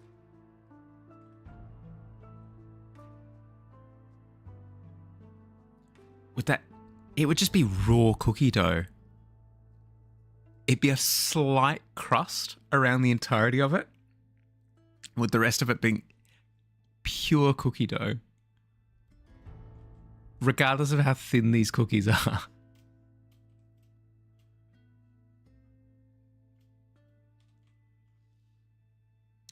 I think you're onto something though, Stewie.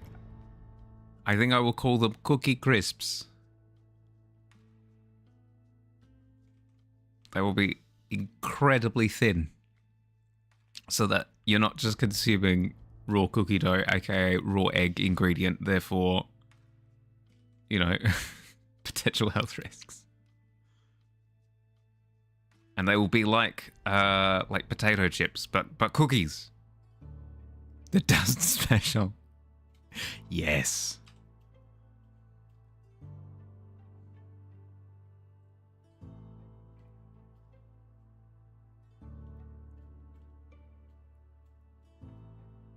Supposed to have crunchy outside and gooey inside. Well, true. Yeah, but like, you don't want gooey to the point of it's just not cooked at all.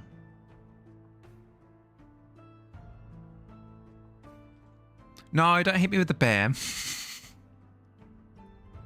that doesn't confirm. That doesn't.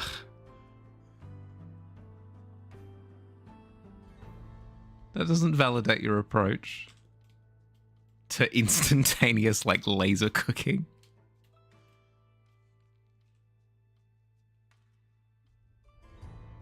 Stewie, you'd still be ingesting raw ingredients with your approach. It's not healthy.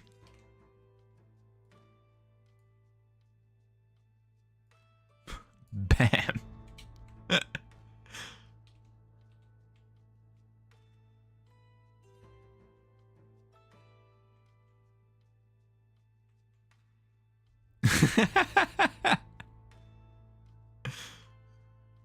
Wasn't it?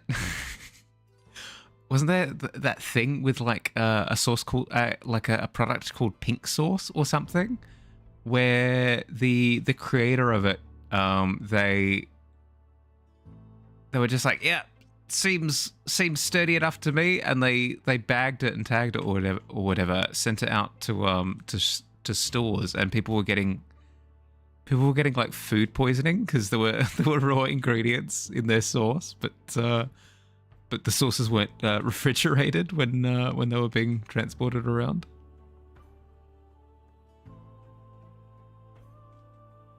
Stewie, your cookie business is going to go out of business almost immediately.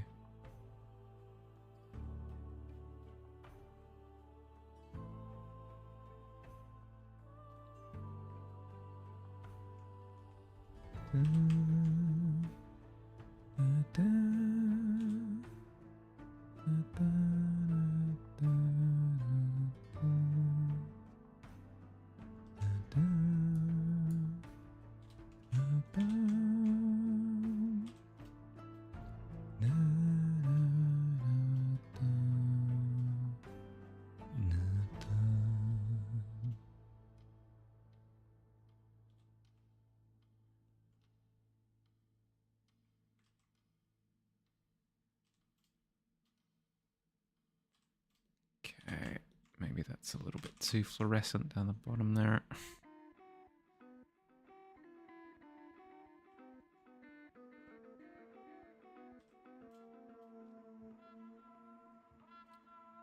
I am liking the... Oh, I don't like this song from memory.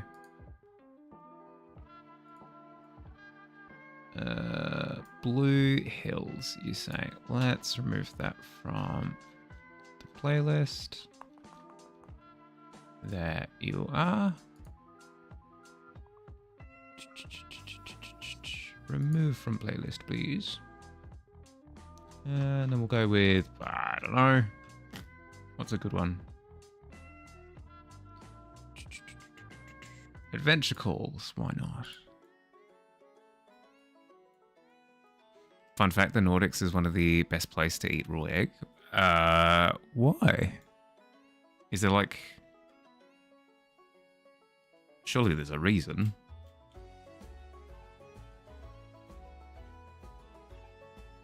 Because I've heard something similar with Japan. Is it's actually a really good place to eat raw egg. Is it just because like the region does a really good job of keeping that produce like contaminant free? Such good regulations that it's pretty much safe to do. Yeah, okay, fair. You did say pretty much, though. Implying that it's not entirely safe to eat.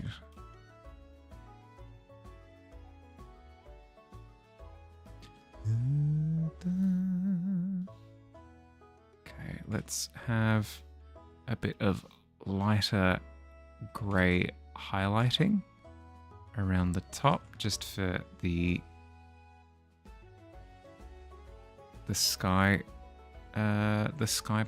illumination.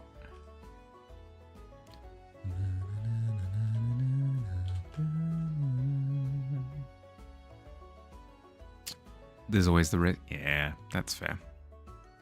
Yeah, I mean, the same thing is said for like fresh sashimi, right? It's even if it's prepared in the safest of environments with the best quality fish, blah blah blah blah, there's still the risk that you could contract a parasite.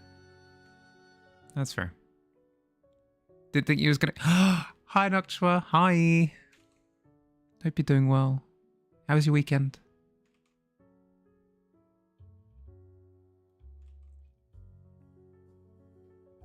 Chickens are kept in 60-degree sheds so their eggs are cooked.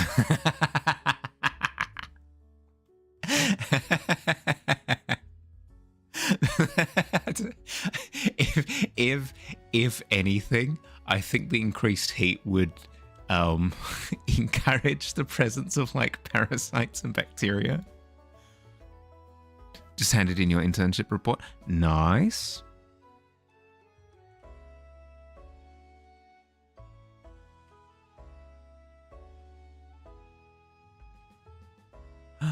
Oh, that must mean that you've got, well, not like tons of free time, but like a little bit of free time nowadays, right? Sweet. Time to speedrun all of the video games you've missed out on. Had a shorter deadline than you thought, but you're happy enough with the presentation, so what? Yeah, fair.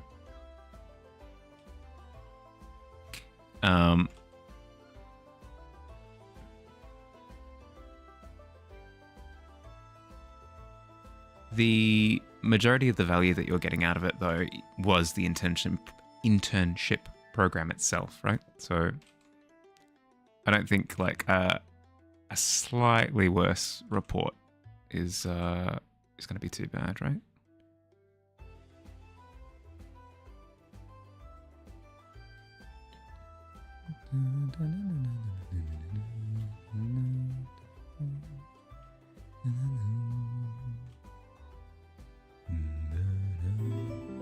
Ooh.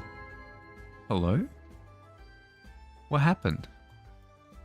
Twitch, tell me what happened. A new follower. Hi, Mossy. Hi. Sorry, my setup is terrible for checking what happened. Welcome, welcome. Welcome to the tavern. Hope you have a good time.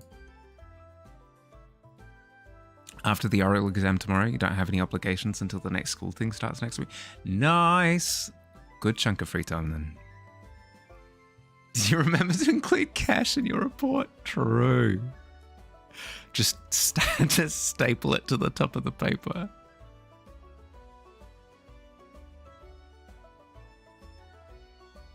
How are you going, by the way, Mossy? How was your weekend? Hope you're going well.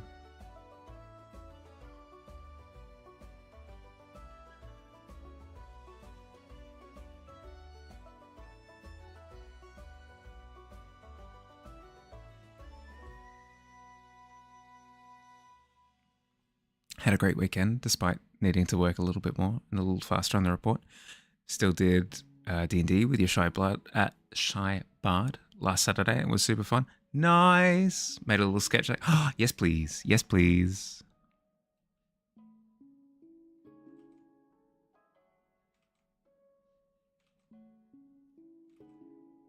Come on, come on. Work with me here. Work with me here, Brush.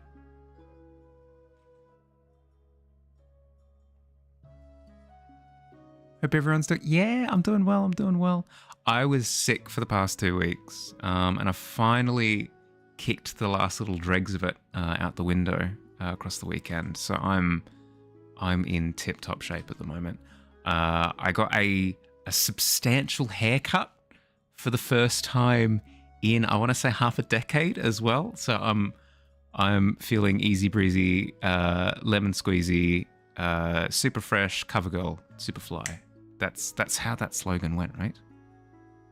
If I keep adding things to it, it'll just roll off the tongue. Have said, ooh, yes please. Showing on stream. Kimimi not seeing that they're about to step into a fairy circle.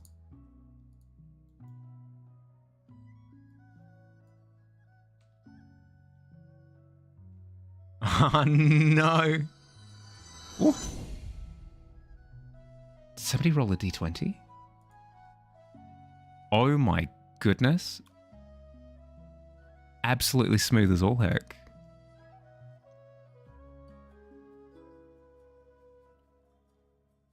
That's so fun. So they're being like accosted by a group of travelers or something and they're backing up into the circle.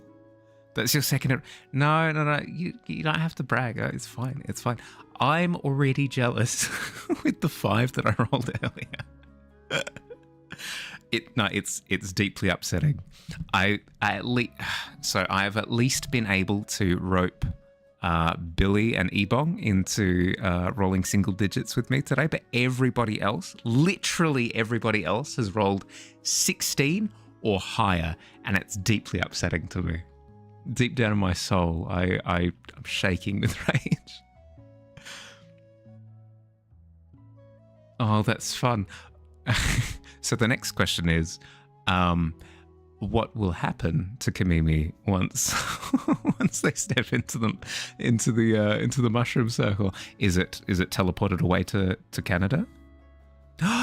Yes, Dust, welcome to the pit with me. Leading our party through a forest they know well, too engrossed in gushing about the magical forest for them to notice that. Oh no.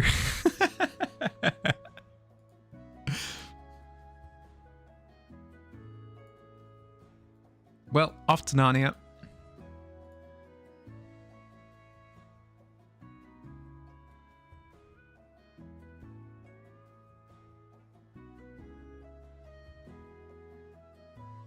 Oh, actually, for those who missed it, I'll just say it again. I have announced the art prompt for this month. I haven't done it on Discord yet, just because, of course, I haven't. But for this month, it's kind of what we discussed last time. The March of Monsters, Kaiju, specifically. I can quickly type it out here. The March of Monsters, Kaiju. And we'll have it formatted not like an insane person. There we go. Boom. So look forward to that. If that fills you with ideas in your soul, excellent. Chuck them in the monthly art fair.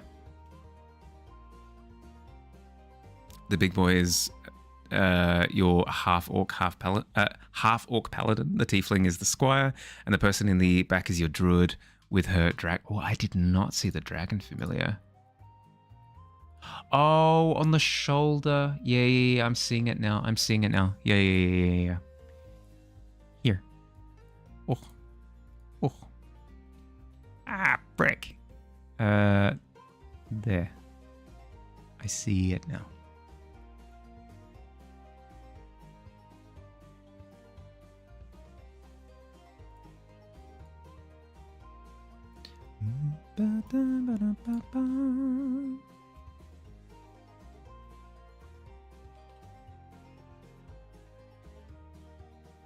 We should, in theory, be finished with this base illustration basically in the next couple of days, I think. Which I'll be able to, post as is. And then we can start animating it, which will be super fun. Again, the plan is to have the grass in the foreground, sort of shifting in the wind a little bit. Have the clouds in the sky on a rotation where they grow and move diagonally off the screen and then back onto the screen, sort of bottom left. Then we're going to have a giant earthworm doing an arc across the field from one hole to another. Is the plan. What happened was that Mimi was teleported to a small growth with a special flower growing on what looked like a grave. Grove with a special flower growing on what looked like a grave. They showed it off to the paladin that walked in after them, and yep. To check that they were okay, and they just walked back out. Yeah, okay, not too bad then. I feel as though some DMs would take that as an opportunity to just do awful things.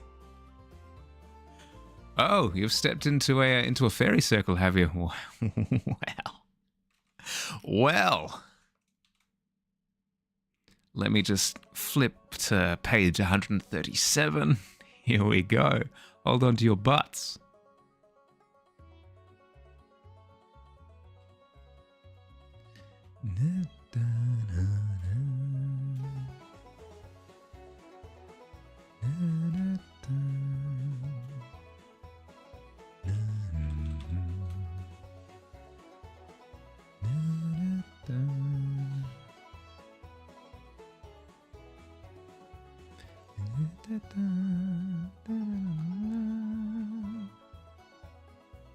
How are we doing for time? How are we almost out of time immediately? I thought I said 30 minutes like 5 minutes ago, and we're basically out of time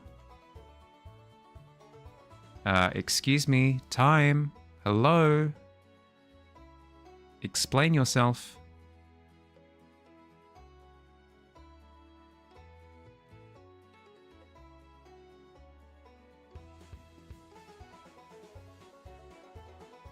Your GM used it as a setup for a mechanic that was going to be relevant in a huge fight you had at the end of the session on a giant map where you could use the mushroom circles to get from one end to the...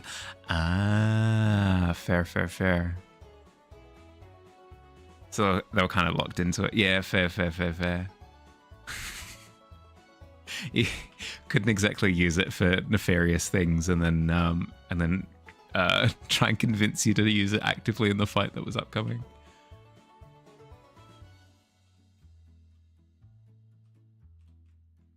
You step into the fairy circle by accident, and you end up in a pool of lava. And then for the for the upcoming fight, you see fairy circles all around you. Are you going to give any of them a go? No, that's strange. Pray tell, why not?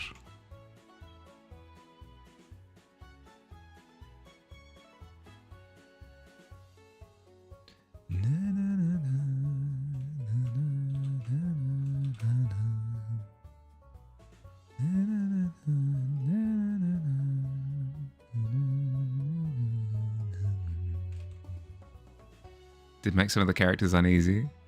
So it did also give up. Yeah. Well, it's actually nice though to foreshadow like that.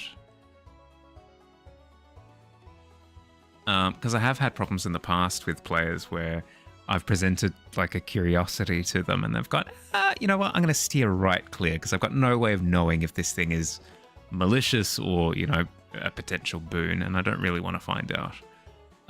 So it's a cool way of softly introducing a concept and being like, it's probably fine whenever you see these things.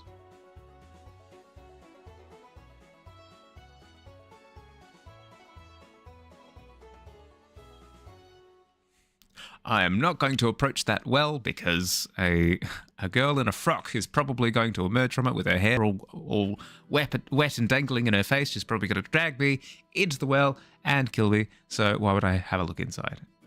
And to that I say, yeah, that's probably fair. It's probably fair to have that assumption if I don't preface it with like it's probably fine.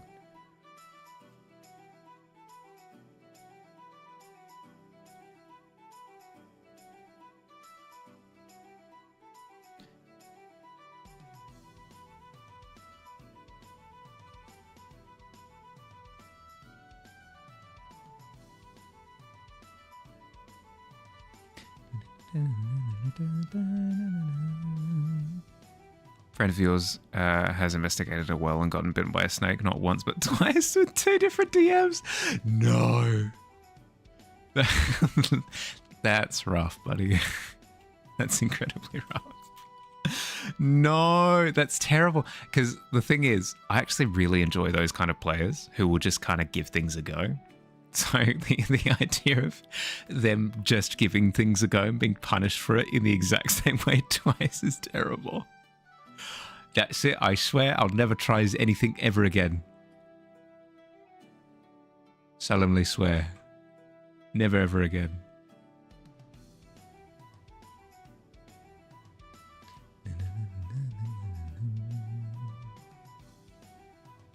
Terrible, terrible, terrible, terrible. Gonna check the well next time too. Excellent. The spirit of curiosity lives on and is well. Alive and well. Adds in 1 minute? I don't think so. I don't think so, Tavern. seeing as we're wrapping up in about that amount of time, I think we're fine. Okay, so what have we done? We have successfully shifted the burrow over to the right and sort of mended the mess left behind. So now it doesn't look like it's directly below the cottage, because that looked a little bit off when looking at it from a distance. Now it's looking a lot better. I've widened the path a little bit here at the foreground, and I've added a couple of extra stones just to make it feel a little bit more eclectic. Excellent, we love that. Added a little bit of extra texture on this burrow down here in the bottom left, again in the foreground. Love that. Added the cloud to the top, so I no longer have the. Let's see if I can find it.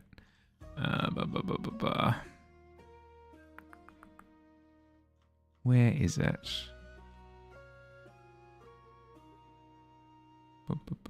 Main draft here. So we no longer have this awful piece of line work just smack bang in the middle of the thing. So excellent, we've retired that permanently. We love that. And we've started rendering the cottage up nice and good. And we'll look to have that completed hopefully next time, but we'll see. I'm still not in love with this set of rocks over here on the right. Not entirely sure what I want to do with that at this point. I'll think about it. It might be that maybe I add like another rock here that's a little bit further forward so it doesn't feel as flat. Just something to add a bit more depth to that little sort of prop interaction. But I reckon it's fine. We should, at worst case scenario, have it done by the end of the week, which is awesome because I did want this to be a little bit of a faster one that I could just get done, get it out there, and then start animating it afterwards. Because if anything, the animation process for this is just kind of a proof of concept that I can take an illustration that I make and I can animate elements of it. So I shouldn't be too invested in every little tiny little piece of detail, but at the same time, I don't want to, do the concept a disservice. I want to put in my due diligence on it. So go a little bit longer on some of the detail work and then look to start animating it later in the week. Cool. I have a good mix of curious and cautious and curious right now, as your character has run around the forest for about a year now, and some of the more common mystical things that happen. So they're more positive, while the two other party members are jumping at all the shadows. Excellent. For example, Kamimi was absolutely stumbled into fairy circles before and been fine, so they weren't spooked, and the ones that didn't know were the two left behind while they watched their friend and guide disappear. That's amazing. Going animation on this? Yeah, because I've wanted to do animated illustrations for a while, but I had one that I attempted it with, but I think I went a little bit too ornate with it, and my enthusiasm for it kind of dropped off a cliff. So I'm wanting to do something a little bit more simple with this one, just to start familiarizing myself with the process and become comfortable with the whole thing. And so far, so good. So he's hoping that it goes off without a hitch. I'm a little bit worried now that the shape of the cloud kind of implies that it's coming from down here. So maybe what I'll be doing is shifting the cloud upwards a little bit so its trajectory can start from maybe like here-ish. I don't know. I'll think about it.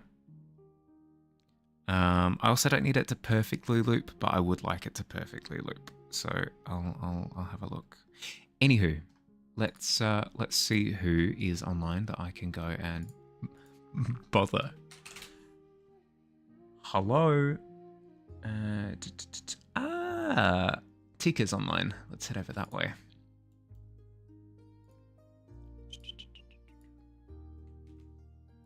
Haven't checked out their kobold artwork in a while, so looking forward to seeing how they're doing. Boom. Okay, that's all set up. Thanks for chilling here in the tavern for a bit. It's good to see everyone. As I said, I'm alive and well now as of past this weekend, so I shouldn't be skipping any streams this week. given that I no longer have the flu. Excellent. So look forward to streams for the rest of the weekdays. And then same deal as per usual, Pokemon stream on Friday. I'll have a set of events I will have events set up for Saturday for art hangout, the arts and crafts weekend, because it's every 2 weeks, which is this weekend. So look for that on the Discord. If you're not on the Discord, just !Discord in chat and it'll come up with the link and all that jazz. But yeah, have an excellent rest of your day or night, depending on where you are. Welcome to another week, and I'll catch you later. Bye everybody, bye.